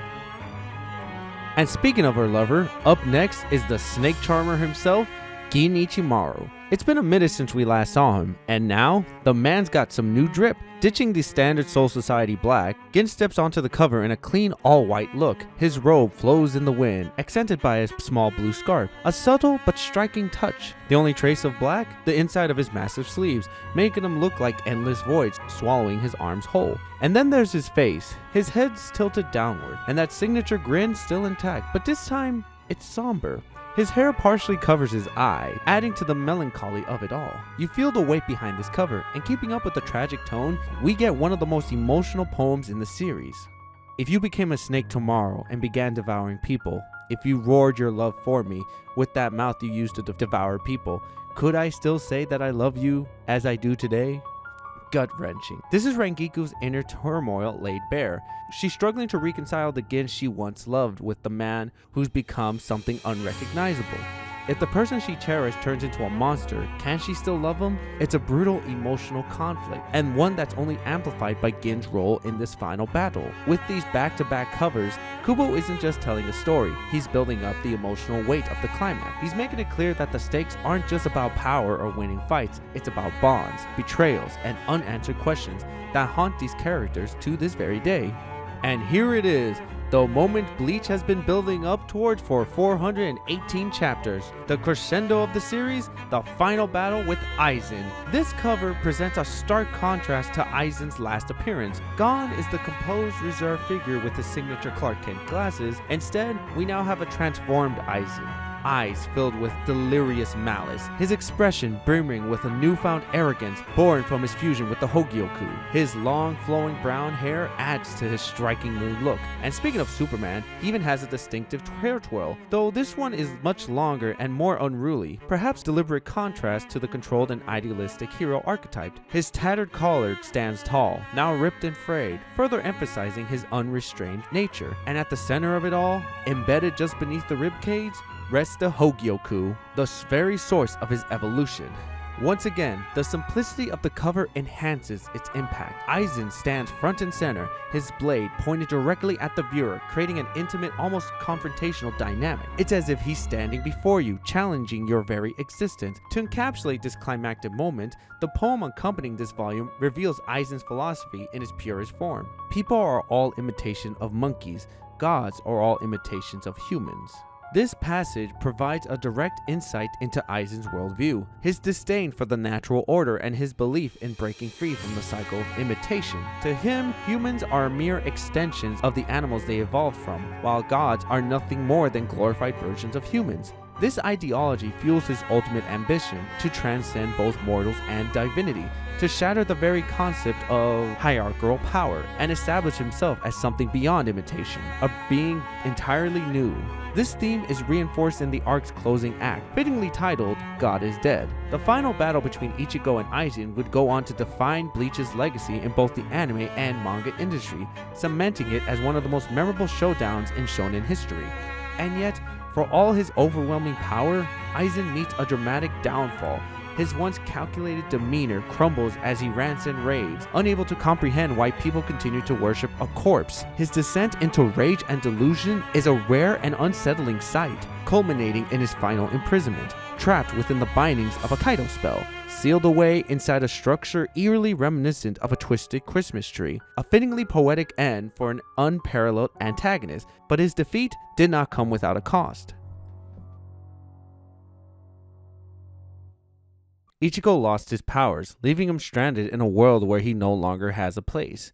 and that's where the Fullbringer Arc comes in. A story that, while I may not personally like, I can at least understand why Kubo chose to tell it. This was his way of rebooting the series, reintroducing Ichigo's powers in a way that set the stage for the final arc, ensuring that when the real battle finally arrives, he'd be ready. Still sucks though. So here we are, the main side mission of Bleach. But hey, I'm only here to talk about the covers, and immediately you'll notice a huge shift in artistic direction compared to what came beforehand. As previously mentioned, Kubo's experimentation with shading began with Yamamoto's cover and gradually evolved throughout the Arrancar finale. Now the evolution reaches its peak, culminating in these Fullbringer covers, which, say what you will about the arc, are visually stunning. And what better way to start than with the face of the series himself, Ichigo Kurosaki. This time, Ichigo's got some serious drip. Unlike anything he's worn before, this look exudes a modern streetwear aesthetic, and honestly, who cares if it's out of left field? It's cool as hell. His outfit is billowing in the wind, his hair follows suit, and there's an interesting shift in color balance with a lot more white incorporated into his hair, emphasizing the clean high contrast style of this arc's cover. But let's go back to that jacket, a winter coat with fur-lined hoodie left partially unbuttoned, revealing just enough to make him look effortlessly stylish. And speaking of buttons, they have skulls on them, a small detail, but a nice one, reinforcing Ichigo's perpetual connection to death, even outside of his Soul Reaper identity. And of course, his eyes, sharp, piercing as ever, conveying that lingering emptiness within him. Fittingly, his poem for this volume captures his emotional struggle. I wonder if I can keep up with you, the speed of a world you're not in. A perfect reflection of Ichigo's internal conflict. He misses Rukia, he misses his Soul Reaper powers, and most of all, he feels like life is moving forward without him. He's left behind, disconnected, struggling to find a purpose in a world that no longer holds the thing that made him whole. It's a melancholic but fitting start to the Fullbringer Arc, a visually stunning cover that encapsulates Ichigo's emptiness as he navigates this unfamiliar, powerless existence. With the introduction of a new arc comes the introduction of new characters, and of course, villains, and the Fullbringers are front and center in this next cover, starting with the leader of the DK crew, Ginjo Kugo. The first thing that catches my eye is the perfect balance of black and white. Seriously, the contrast here is impeccable.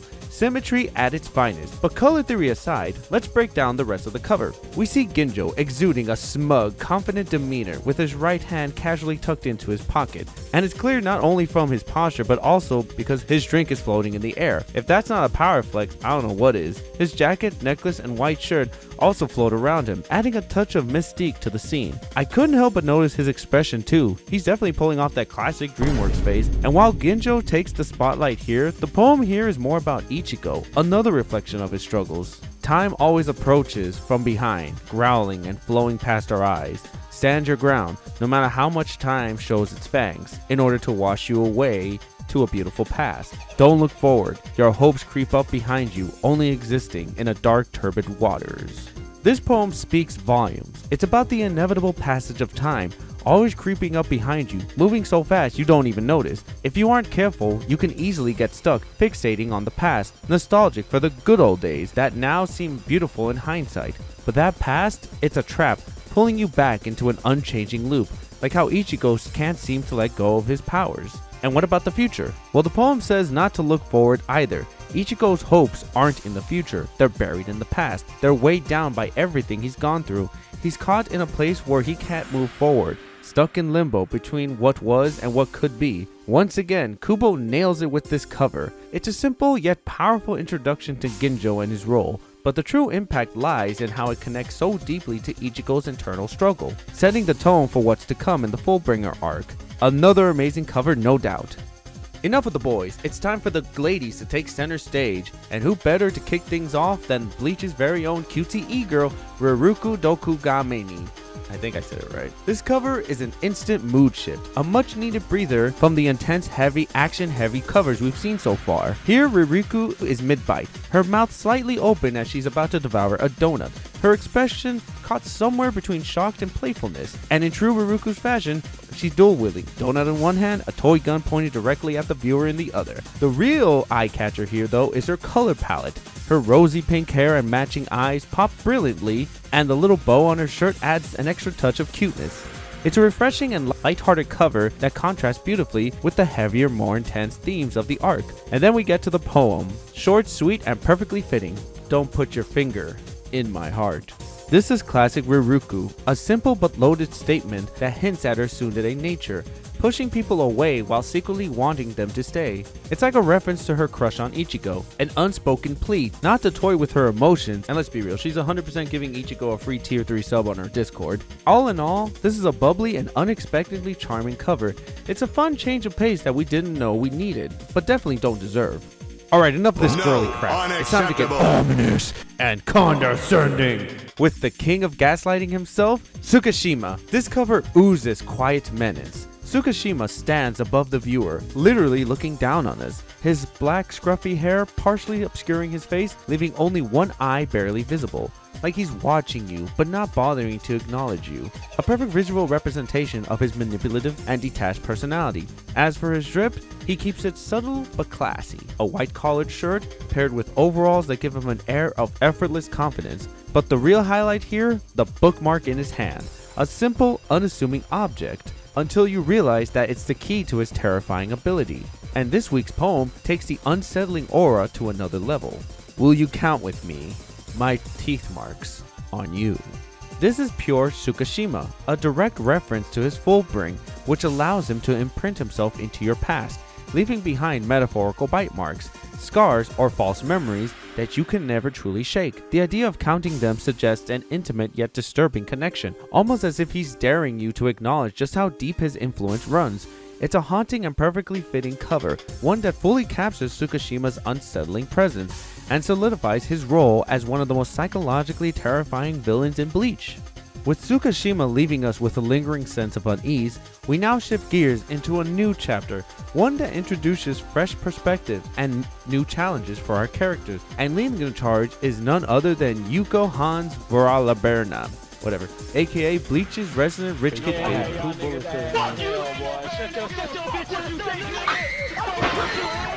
This cover immediately catches the eye with its unique sideways stance, almost like Yuko himself isn't even bothered to face us directly. He's draped in a black trench coat, rendered in a halftone effect that gives the entire piece a stylized high contrast look. The gold buttons stand out against the monochrome background, adding just the right touch of flash to his otherwise understated aesthetic. And then there's the hair. His blonde locks and singular exposed eye practically pop out against the darker tones, while his little hat ties the whole ensemble together. And of course, we can't ignore the most important part of his look, his gloves, perfectly suited for his PSP, which he's casually holding like it's the only thing in the world that matters. And by the way, rest in peace to all the PSPs lost in time. Truly an elite handheld, man. I miss that shit. I do. His expression completely neutral, reflecting his chill, detached attitude. It's the perfect visual representation of Yuko, aloof, smug, and totally in his own world. And as always, the poem ties into the characters beautifully. The fact that I'm so young, so immature, seems unforgivable to the decrepit, perfect, and faultless adults. This poem screams teenage rebellion. It's all about the frustration of being judged for being younger and immature. Like the speaker is hyper aware of their inexperience, but sick of being treated like a flawed mess compared to the so-called perfect adult. The decrepit, faultless description is perfectly biting. It calls out the hypocrisy of grown-ups who act like they have it all together, when in reality, they're just as flawed as anyone else. It's that classic kids next door mentality, parents pretending to be wise and righteous when in reality, they're just a bunch of fools. Overall, this cover rocks. Maybe it's the PSP nostalgia, maybe it's the bold composition, but this one really stands out. Another stellar addition to the collection. Next up, we have the finale of the Fullbringer Arc and Ichigo's triumphant return to power. And what better way to symbolize that moment than by placing Rukia front and center. Here we see her kneeling atop a pole, poised as if she's about to leap into battle. Her left hand rests on her knee, while her right hand grips her pure white blade, its charm swirling in the air, adding a dynamic touch to the composition. Her sleeve badge is noticeably large on her, perhaps an intentional visual cue to highlight her authority as a true Soul Reaper once again. But the real highlight? Her face, stoic, resolved, and brimming with quiet determination. It's a look that feels eerily reminiscent of her brother Byakuya, like she's unconsciously mirroring his disciplined resolve. And let's talk about the colors. The black and white contrast here is stunning, with Kubo's masterful shading adding an extra layer of depth and intensity. This cover screams refinement, almost as if Kubo was paying homage to Rukia's very first appearance. In many ways, this serves as a perfect callback to that fateful night when Ichigo first became a Soul Reaper, except now the roles have been reversed. Rukia is no longer the one bestowing power. She's standing strong as an individual, symbolizing the growth of both herself and Ichigo. Now let's dive into the poem, which perfectly ties into the cover's theme of change, conviction, and strength. If you can say that your heart doesn't change, then that is strength.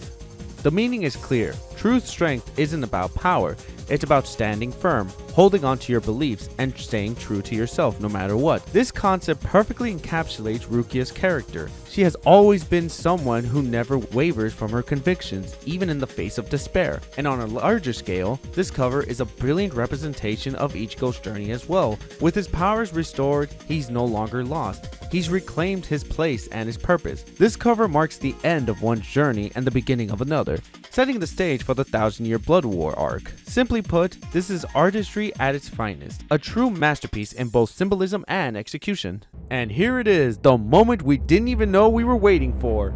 The magnum opus of the entire series, the 1000-Year Blood War, has arrived, and it's about to redefine everything we thought we knew. Once again, Kubo has subtly altered the design of these covers to signal the start of a new arc, and this time it comes in the form of a color filter. A small detail, yet one that elevates the volumes to whole new levels, adding an extra layer of depth and atmosphere. And what better way to introduce us to the final war than with the big man himself, Yhwach. Right off the bat, the vibe of this cover is off-putting, especially when compared to Bleach's usual singular character covers. Yhwach is in your face, staring directly at you with a menacing yet eerily calm grin. There's something familiar about him though, but at the same time, he looks like a war general who refuses to retire. His deep wrinkles and exquisite moustache add to his regal yet imposing presence. His lengthy black hair flows messily off his head, and his black cloak partially conceals his white uniform, creating a visual contrast that speaks volume about his duality, both a king and a conqueror, a messiah and a tyrant. This man is brimming with unwavering resolve, a living embodiment of absolute conviction. Nothing about him suggests doubt or hesitation. He is a force to be reckoned with. And remember that subtle color filter I mentioned? For this cover, it's a washed out gray, possibly symbolizing the uncertainty and ambiguity that will define this arc. It's a stark departure from the vibrant palettes of the previous volumes, reinforcing that this is no ordinary conflict. This is the war to end all wars. And if the art doesn't drive that home, then the poem surely will. Take one step in and never return. The sea of blood of the universe. This is it, the point of no return for our heroes. After this, there's no turning back, only brutal, bloody, unrelenting battle. The stakes have never been higher. This cover is the perfect way to kick off the final chapter of Bleach, a savage reminder that the end is coming, and it's gonna be one hell of a ride. For the longest time, Hollows were the ultimate threat, the monster lurking in the dark, the unseen force that haunted the living, and when the Arrancar emerged, that danger would push to terrifying new heights. But now, the tables have turned. What was once prey has become the predator. The Quincy's have returned, and they're not just hunting Hollows anymore, they're coming for the Soul Society itself. And leading that charge in this new Quincy onslaught is none other than the mad war officer, Kyuge Ope. Here we see him removing his hat, revealing a slicked back comb over, his circular glasses resting on his face as he glares downward with a smug, condescending expression, the very embodiment of a man who believes he stands above all. His uniform, pristine, authoritative, further cements his status, not just as a soldier, but as an executioner. But what truly sets this cover apart is the red color filter engulfing it, a clear warning of the bloodshed about to consume Hueco Mundo. It's a shift in tone, a visual cue that the world of Bleach is about to change forever, and the poem that accompanies this cover only reinforces that. The soldiers blow their trumpets, like stars shooting by the ear. The soldiers stomp their feet, like thunder in the air. This isn't just describing an army, it's a declaration of war. The trumpets aren't just noise, they're the signal, the spark that ignites the battlefield, like fate itself calling for bloodshed. And those stomping feet? That's not just marching, that's the sound of war itself, shaking the very air, a storm rolling in, unstoppable and deafening. This isn't just soldiers advancing, this is a war announcing its arrival, loud, undeniable, inevitable, a perfect poem to mark the beginning of the true bloodshed. And what better way to usher it in than with a bloodthirsty war officer? Another stunning cover, and with it, the stakes just keep getting higher and higher. Up until now, Bleach's covers have always captured the characters at their peak, standing strong, basking in the moments of triumph. But this one, it shatters that pattern entirely. For the first time, a cover serves as a stark reminder of just how dire the situation has become. Byakuya Kuchiki returns to the spotlight, but gone is the stoic nobility, the unshakable captain, the sovereign presence we've come to know. Instead, we see him in a state of distress, desperately clinging to life. His teeth are gritted, his body battered, and for the first time in the series, he is visibly stained with blood. Though not in an overly explicit way, the mere presence of it is shocking enough. His formal clothing torn, his hair always meticulously kept, loose and disheveled, something Byakuya Kuchiki would never allow in any other circumstances. And then there's the color filter. Whereas Kilge's cover was bathed in red, signifying bloodshed, this one is engulfed in blue, a visual representation of Byakuya's fall. A cold, somber tone reflecting not just his personal defeat, but the total destruction of the unshakable aura he once carried. And then comes the poem, which cements the tragedy even further. A petal falling, never to bloom again.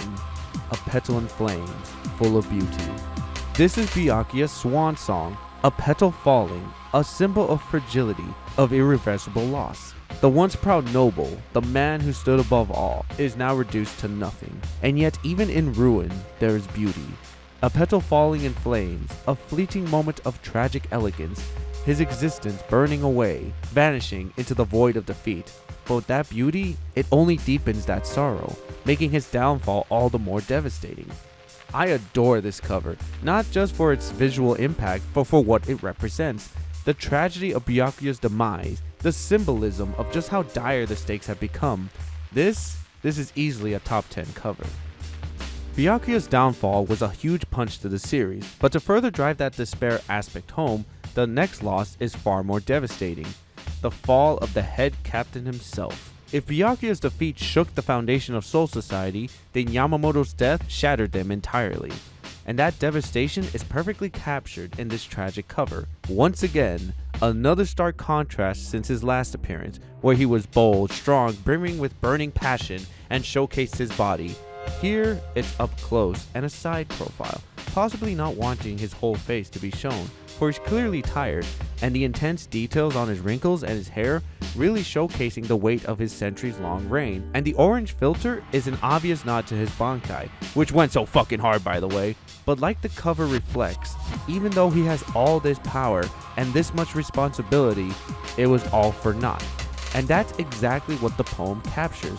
A bitter reflection of power, loss, and the crushing weight of responsibility. It echoes the tragic reality that even the strongest can fall, and all their efforts can be reduced to nothing. The heat burns, even though the rain falls. This line speaks to the unrelenting passion that persists even as the weight of responsibility continues to pour down on them. No matter how hard they try to push forward, despite the fire within, the burden of duty keeps going, and sometimes that passion alone isn't enough to withstand the storm. The strongest shield, the unshakable pillar of the Gotei 13, is burned away in an instant, leaving nothing but ash in its place. With his fall, any lingering hope is smothered, and the message becomes clear. This war isn't just a battle, it's a massacre. And as such, I applaud this cover and the poem for perfectly encapsulating the terrifying reality of the stakes in this arc. An era has ended, and the war has entered a devastating new phase. With Yamamoto's death, an era has undeniably ended. But that isn't the end of the story. No. It's the dawn of something even more dangerous. As Soul Society reels from this colossal loss, revelations begin to surface. Shunsui, the new head captain, wastes no time. His first executive order for the current Kenpachi to rise and fulfill his destiny by confronting the original Kenpachi. And who, you ask, is bold enough to claim the title of the strongest warrior of all time? This cover introduces her, fully revealed in her whiplashing glory, ready to shatter expectations and prove why she is the ultimate force to be reckoned with. Unohana Yachiru. I still remember when this revelation blew my 20-year-old mind. Seriously, she was the OG, the very first one. This is how you properly subvert expectations, but I digress. I'm here to talk about how amazing this cover is. We see Unohana, her hair flowing, her robe enveloping the viewer, almost suffocating in its presence. It's overbearing, a visual metaphor for her overwhelming strength. Her eyes, half open, filled with a somber glee. A look that says, I don't want to kill you, but I will. Maybe it's because she doesn't want to kill the only man who can truly satisfy her battle cravings. And once again, the poem captures this destructive obsession. Battle is everything. A simple, straight-to-the-point declaration. For these two, nothing else matters. Not peace, not duty, not even life itself. The thrill, the chaos, the raw ecstasy of combat, that's their only true bliss. And now, they're locked in a deadly dance. A dance where neither will back down, where every strike is a step, where every clash is a heartbeat, and the only way to stop? To fall. And then there's the purple filter drenching the cover, a perfect representation of this intoxicating violence. A mix of regal dominance and a feverish haze, almost dreamlike, as if this battle is the only thing that exists in their world. In a way, it's almost a lustful waltz, one that only ends in death. The pose, the character, the revelation, the colors, and the final fatal waltz, it all culminates into this masterpiece of a cover. The floodgates of truth have been blown wide open, and the revelations just keep coming, but none hit harder than this one. A secret buried in time, waiting to shake the very foundation of Soul Society. And this next cover, it pulls it all front and center. The mother of the series, the one who tragically fell on June 17th, Masaki Kurosaki. Here we see Masaki, a loving mother, looking up to the sky as raindrops fall on her head, a look of blissful happiness on her face, a stark contrast to the tragedy we know awaits her. And her poem reflects that forgiving nature that defined her. You without sin are like the sun. You even with sin are like the sun. This poem is straight up saying that no matter what, this person radiates that same light. Whether pure or tainted, their essence doesn't change. There's still that blinding, undeniable force, just like that sun. It's almost a defiance of judgment, a statement that sin or virtue doesn't define them. No matter what they do, their presence remains just as powerful, just as overwhelming. And something else just hit me. Out of all the covers in the 1000-Year Blood War arc, this is the only one without a filter.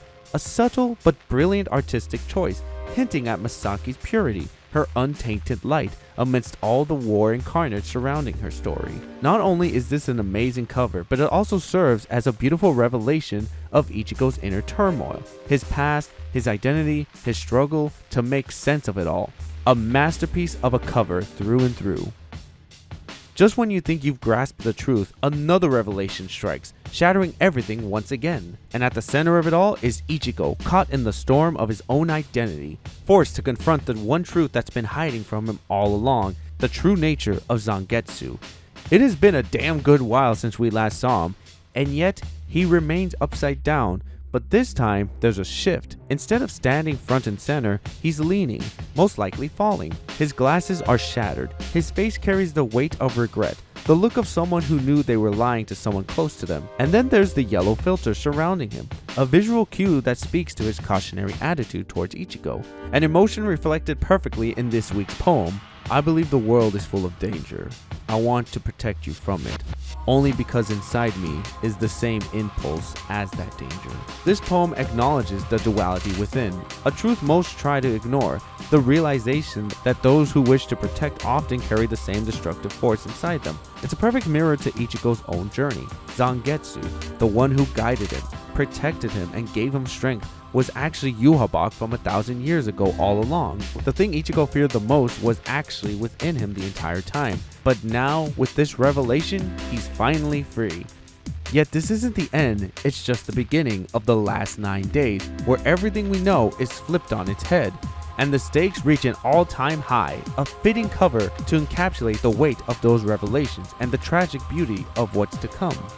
After the storm of revelations and the weight of Ichigo's turmoil, Kubo brings us back down to earth with a more personal focus, turning the spotlight onto a character who's often been in the shadows. Komamura, a loyal and steadfast figure, takes center stage in the next volume. But why Komamura? In a war where sacrifices are inevitable and loyalties are tested, his journey becomes a poignant reminder of the cost of alliance and duty. This cover encapsulates his struggle with identity, honor, and the unshakable bond he has with his comrades. The silver color scheme, coupled with Komamura's fangs bared, represents a beastly side of him, one that he's long kept hidden behind his noble ideals.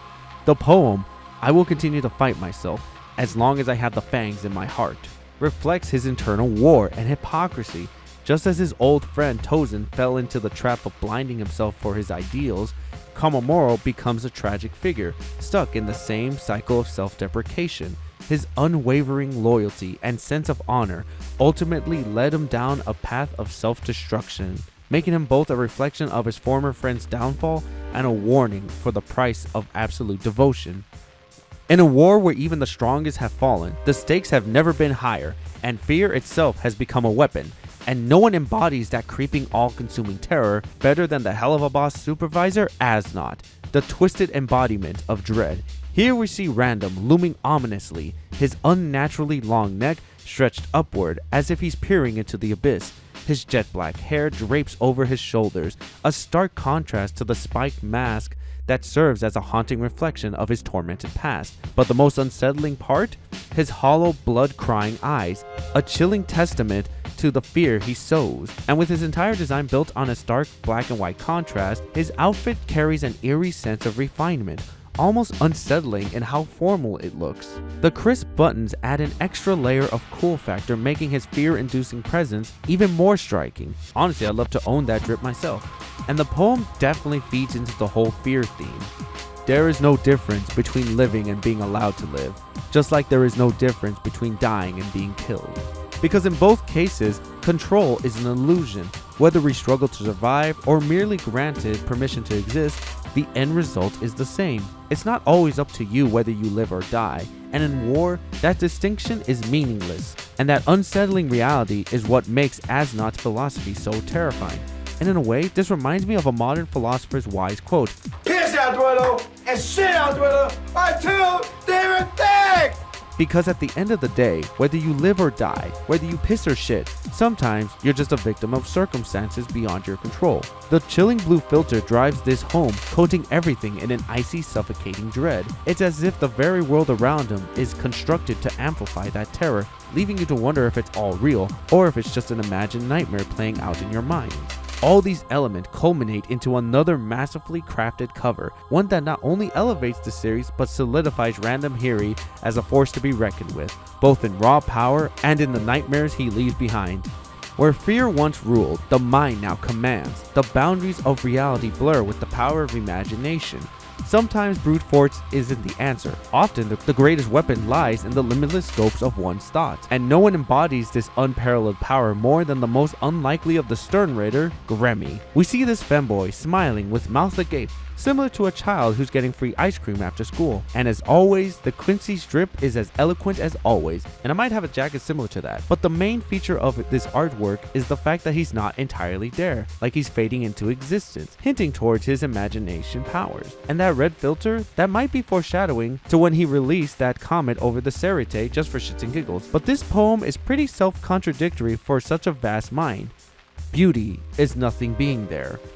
Rumor has it that Gremmy is the Soul King's brain, and in my headcanon, pun intended, he is, therefore he is. His existence reflects that idea that beauty is found in the absence of limit. Much like the poem, Beauty is Nothing Being There, Gremmy's power lies in the boundless imagination where he shapes reality with mere thought, proving that true beauty is in what the mind can create. Just like the line suggests, his ability to conjure worlds from nothing is a manifestation of the limitless potential within his mind. Gremmy's cover perfectly encapsulates this concept, showcasing the beauty of imagination and the terrifying power of his mind. It's another masterpiece in a series of covers that that have all been nothing short of magnificent. I know I keep using the word masterpiece, but honestly, with how these covers have consistently raised the stakes and pushed the boundaries of art and storytelling, it feels like the only fitting term. The last few covers truly highlight just how spectacular this arc has been. It still doesn't hold a candle to this though. If Grammy was the most unexpected femboy, then Giselle is the most terrifying. Proof that sometimes the cutest ones are the most unhinged.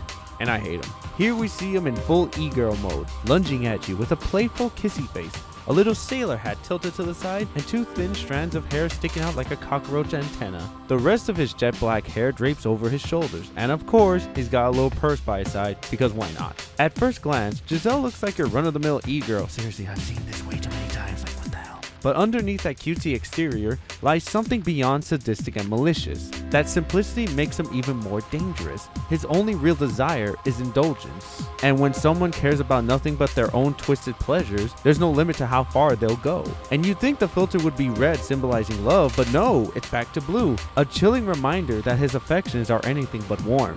And his poem, just as simple-minded as he is, love you to death. Short, sweet, and psychotic. If he loves you, not even death will set you free. Giselle is basically the worst kind of mentally unstable girl, but dialed up to 50. I may not like him as a character, but I do like how dangerous he is, because it drives home just how high the stakes have become. For the past 3 covers, the Sternritters have rightfully dominated the spotlight, but now it's time for the Soul Reapers to reclaim their honor. And who better to kick things off than with the artifact of their very foundation, the one who forged the Zanpakuto itself, the incomparable Oetsu no Maya. For the first time, a member of Squad Zero takes center stage. Here we see the master of forging and style holding his blade in an inside stance, poised to strike. His big rimmed glasses and shaved sides complement his distinctive afro mohawk, and his smile reveals his enjoyment of the battle. The empty space to his left likely serves to emphasize the sword, while the red filter surrounding him starkly contrasts the previous covers, signaling the stakes are rising and things are heating up. In keeping up with this theme of contrast, his poem asks, "Is life all that you can cut?" This question probes whether a swordsman's abilities are limited to taking life. It challenges the notion of a killer's role. Can the blade cut through more than just flesh, perhaps fate, doubt, or even personal limitations? For someone like Oetsu, the creator of the Zanpakuto, this question asks whether a sword can be more than just an instrument of destruction. Can it forge, protect, or even define one's destiny? It's a layered inquiry dressed in the simplicity of a single question. And forgive me for a brief indulgence, but I must ask, what was Oetsu's Bankai? Seriously, what was it? The creator of the Zanpakuto, whose influence shapes the entire series, surely has a Bankai of his own, right? Yet, we've never seen it. And what about the swords he mentioned? He referred to this one, suggesting there might be more in his arsenal. Does he know the Bankai of all of them, or can he only achieve it with his favorite sword? Regardless, this cover is yet another stunning work of art, showcasing the immense strength and mystery of one of the Squad Zero's greatest figures. Keeping the spotlight on Squad Zero, next up is their enigmatic and commanding leader, the monk who names all, the one who holds dominion over words and power itself, Ichibe Huyosabe. And right away, he demands your attention. That manic grin, those bulging eyes filled with malice. It's like he's staring straight through you, daring you to question him. He's completely bald, save for his signature thick black beard, and if you look closely, you'll catch those little stray hairs sprouting from it. A nice gnarly little detail. His color scheme, purple. Subtle, but fitting. In Bleach, purple is a warning, a sign of danger, and this man is nothing but dangerous, especially since he's the Soul King's right-hand man. And that ominous presence carries straight into his poem. The future, pitch black, upside down. The future isn't just uncertain, it's distorted, flipped, twisted into something unrecognizable. But is it truly unknown, or has someone already rewritten fate from the shadows? Ichibe doesn't just wield brute strength, he fights with knowledge, with secrets, with history itself. He doesn't just name things, he defines them. In doing so, he holds a power most don't even realize until it's too late. He speaks in riddles, keeps his truth buried beneath a knowing smile, and only ever reveals what he wants you to know. And at some point, you gotta ask, what is it with fat guys with dark beards that makes them so shady? All in all, this cover is a perfect reflection of the Mad Monk. Ruthless, cunning, and willing to do whatever it takes to keep the status quo. In the worst case scenario, Ichigo would have been sealed to that name. Good thing he wasn't, That young lad caught my interest too. I would have been quite beside myself if he had been rendered silent. Oh, and he's racist. All blacks belong to me. Alright, enough of these Squad Zero guys. They're zeros because they're losers. It's time for the Stern Raiders to steal the spotlight once again. And what better way to bring them back than with the everyman himself, Askin Laclavar. Proof that JoJo characters can into the Bleach universe. Here we see the chill Stern Raider who also wiggled his way into Yuha Box Elite Guard for some reason, and we see him doing some cool pose with his hands. It appears he's trying to do a yo face. Has a super long Clark Kent hair strand dangling in front of his face, and his super colorful bracelets of his are on his hand, and he's got the world's biggest V-neck t-shirt, and a red color filter envelops him. I guess as a way to show just how things are heating up. And speaking of heat, let's talk about his sandwich. I mean seriously, what kind of sandwich are we talking about here? Welcome back everyone to another Downward Day, and today we are eating the Askin Sandwich Special because this sandwich is vital to the 1,000-Year Blood War. What the Soul King was like 1,000 years ago, what's Aizen's Bankai, what's the Squad Zero's Bankai, all null and void. We need to know what Askin Sandwich was, and today it's ham, well, uncured Black Forest ham, which is German, which makes sense because Stern Raiders, pickles and mustard. Here we go.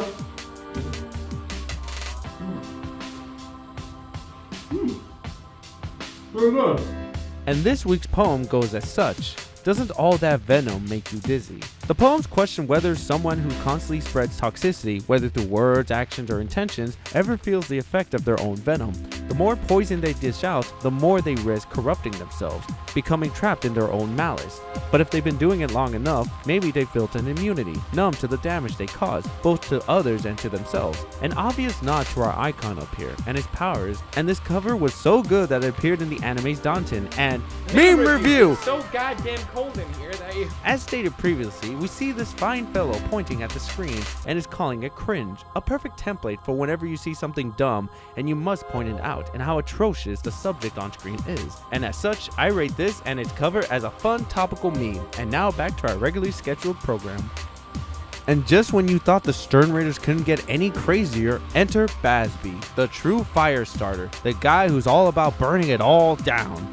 We get a close-up of this hothead with an only one eye visible, looking battered and exhausted from his recent battle. Plus, you know, funny numbers. The purple filter around him? Yeah, that's the danger he's in, and it's glowing like a warning sign. And this poem subtly hints at his lover. Bullet, claw, battle fang, short sword, with my fingers bent, I wait for you. Bazby's life was defined by struggle, and he believed Haschwald was his equal in that fight. The battle flag represents their shared past, while the short sword symbolizes his final act of defiance. I wait for you reflects his lingering hope that Haschwald still values their bond. In the end, however, that hope goes unanswered. In this moment, Bazby stands as a broken man, waiting for a resolution that will never come.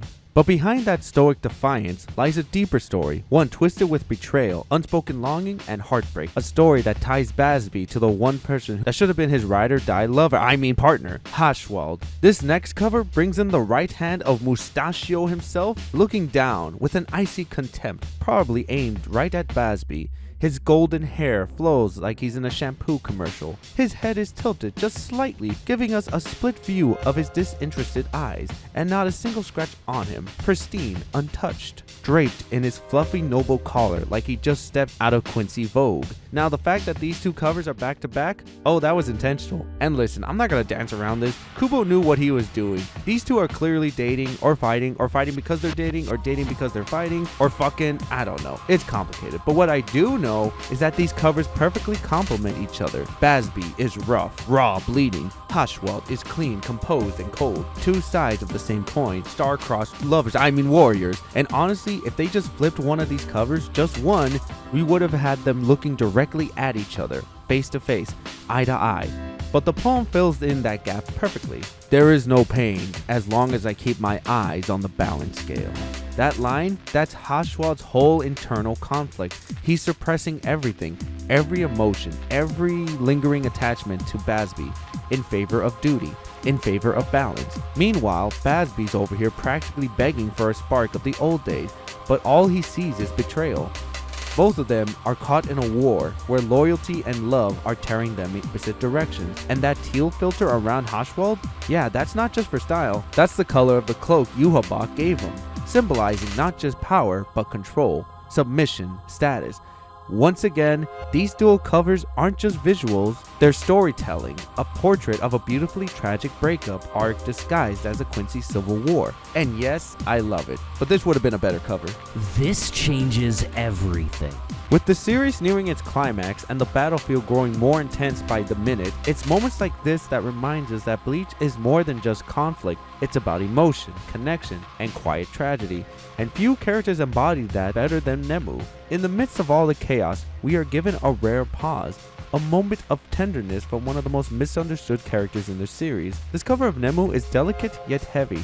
She wears a soft, almost sorrowful expression, one hand reaching outward as if gently asking for yours, while the other rests between her boobs in a guarded way. The title "Baby Hold Your Hand" takes on multiple meanings. On the surface, it's a call for connection, and beneath that is a possible layered pun given what happened in her battle, because, you know, the baby actually held the hand, like, what? Her hair, tied in her signature braid, flows gently in the wind, but there's something more. Her right hand is lightly wrapped around her neck, and there's a ring on that hand. It's a subtle yet eerie detail that may hint at deeper symbolism. The idea of the Soul King's hand comes to mind, the right representing stillness, and the left representing advancement. The presence of the ring might even symbolize fertility or rebirth, adding a new layer to Nemu's role as both creation and sacrifice. She's surrounded by a red filter, which could also signify danger, intensity, or transformation, whether it points to the immediate peril of her fight or her rebirth as a perfected version of herself. It gives the image weight and resonance, and the accompanying poem reads, "My child's hand, so lost, wandering in search of mine, close but far, I take your hand. Together we will walk to the end." This poem captures the strained relationship between Nemu and Mayuri, creator and creation, father and daughter, in name but never quite in heart. Nemu longs for a connection that remains out of reach, though they walk the same path. There's a persistent emotional distance between them, and yet she follows, she reaches, she endures. Even in a world full of devastation and battle, Kubo continues to highlight the fragile personal moments that define these characters. Nemu's cover is a quiet, powerful reflection of love, longing, and the pain of not being truly seen. It's a reminder that sometimes the deepest stories aren't found in the biggest fights, but in the quiet spaces in between. Also, the hand with the drip! We're now at the finish line of the series, and the stakes couldn't be higher. Turning the page, we find ourselves face to face with Uryu, the Quincy prodigy. Here stands the traitor, his somber expression heavy with regret, as he grabs his white coat billowing in the wind, his hair swirling around him. The white color scheme could hint at his attempt at redemption, though it may already be too late, as seen in the line, "If my words had a form, they wouldn't reach you standing in the dark." The poem reflects Uryu's sense of isolation and regret. He feels that between him and the others, the dark represents the barrier that prevents true connection, no matter how hard he tries. Ultimately, Uryu's words remain lost, unable to bridge the gap between him and those he wishes to redeem himself with. As we reach the end of this incredible journey, Uryu stands at the crossroads of redemption and regret. His struggle perfectly encapsulated by this powerful moment. The stakes couldn't be higher, the tension palpable, and the complexity of his character, flawed but trying, shines through in every page. Bleach delivers yet another emotional gut punch, and the artwork, absolutely stunning. As we reach the final 2 volumes, the tension is at its peak. The story feels like a ticking time bomb ready to detonate, and while the fuse burns down, one can't help but notice who's standing at the forefront, Renji Abarai. While his placement might raise some questions, he hasn't shown a huge display of power just yet. His presence here speaks volumes. He's no longer a background player. In this final stretch, everyone has a role to play, and Renji's moment is here. Visually, the cover reflects the rising intensity. Renji is engulfed in a vibrant red hue, echoing both the heat of the battle and the color of his now longer wilder hair. His expression carries a quiet weight, a somberness that mirrors the look Uryu wore on his own cover. His uniform is torn, one side intact and the other exposing his tattoos and gripping his sword. It's a striking image, especially when you recall the intro where he seemed to struggle with lifting the same blade. It's subtle, but it all ties together. The accompanying poem adds even more fire. The fire that drips from fangs does not fade. The blade burns away the field, revealing my hidden friend. This poem captures an unshakable spirit. The fire symbolizes a strength that doesn't waver, a passion that endures. And the idea of the blade cutting through and revealing a hidden ally speaks to the deeper layers of Renji's journey. Whether it's the true potential of his Bankai or a long-awaited turning point in his connection with Uryu, it's all up in the air, but the energy is undeniable. This cover burns with intent. It's not just visually stunning, it's a declaration. Something big is coming. Renji's not just here to look cool, he's here to be part of it. And here we are, the end of an era, the grand finale, the final curtain call of Bleach. After years of battle cries, heartaches, betrayals, and moments of raw, untamed beauty, everything comes to a head right here. Every choice, every loss, every scream of Bankai has led us to this moment, the actual crescendo of the story, humming with tension and peace all at once. The series stands on the edge of its final breath. And how does Kubo choose to end it all?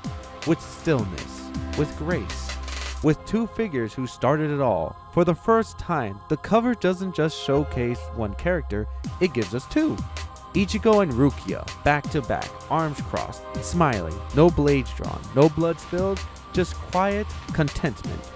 It's a portrait of balance, of two people who've been through war and still found their way back to the light. Ichigo dons his sleek black drift, while Rukia glows in a pure white dress. A perfect yin and yang, two halves of a whole, not lovers in the romantic sense perhaps, but bonded deeper than that. Bound by fate, by memories, by soul, and yes, the orange filter. It bathes them in warmth, an obvious nod to Ichigo's vibrant hair, but it also feels symbolic, like the sun is setting on this world, on their story, and everything is cast in this final golden light. Even Ichigo's haircut gives a nod to the rushed ending we all noticed. Yeah, we saw it too, but there's something kind of charming about that. Messy, imperfect, but still heartfelt, just like life. Now let's talk about the obvious elephant in the room. Ichigo and Rukia didn't end up together. Yeah, we know. Look, it all makes sense. Ichigo and Orihime had a long-standing connection, and Orihime's feelings were always on display like a giant blinking neon sign. Rukia, on the other hand, has always belonged to the world of the Shinigami. Her pairing with Renji, childhood friend, fellow warrior, it fits. It balances the human and spirit world, so maybe it wasn't the fairy tale some fans wanted, but in Kubo's world, maybe it was never about that. But this final image is the ending. I still wanted them together though.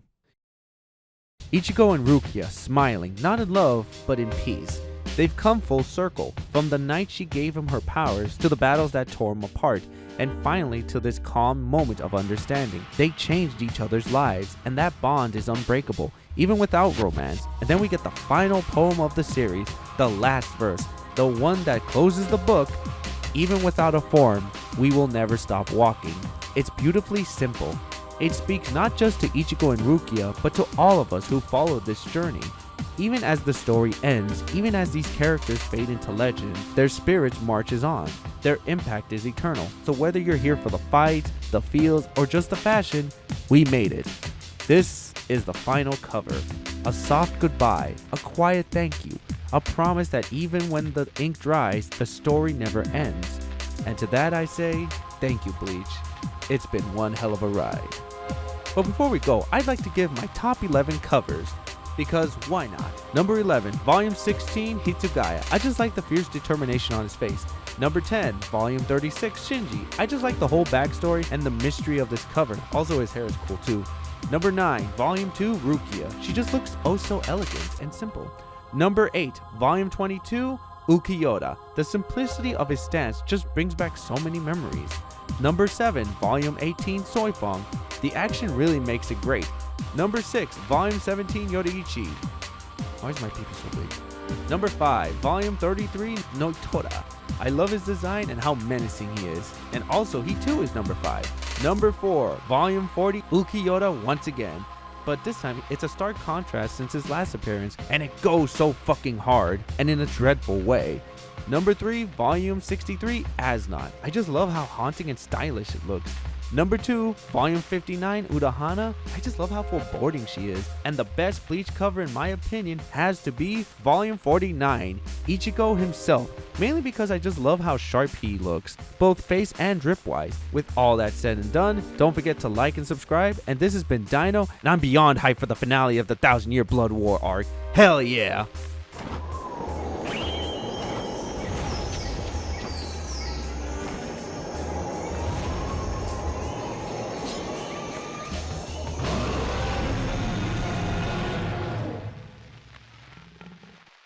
This reminds me of this anime named Bleach, where it's 16 seasons. Every season is 18 to 20 episodes.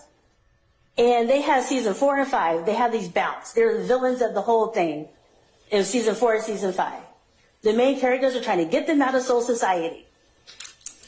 You go to season 6, you don't hear about the bounts. You go to season 7, you don't hear about the bounts. Why don't you hear about these important characters? Because they're filler characters. It's a filler season. Me and Rodalius, we're fillers. We're not integral to this story.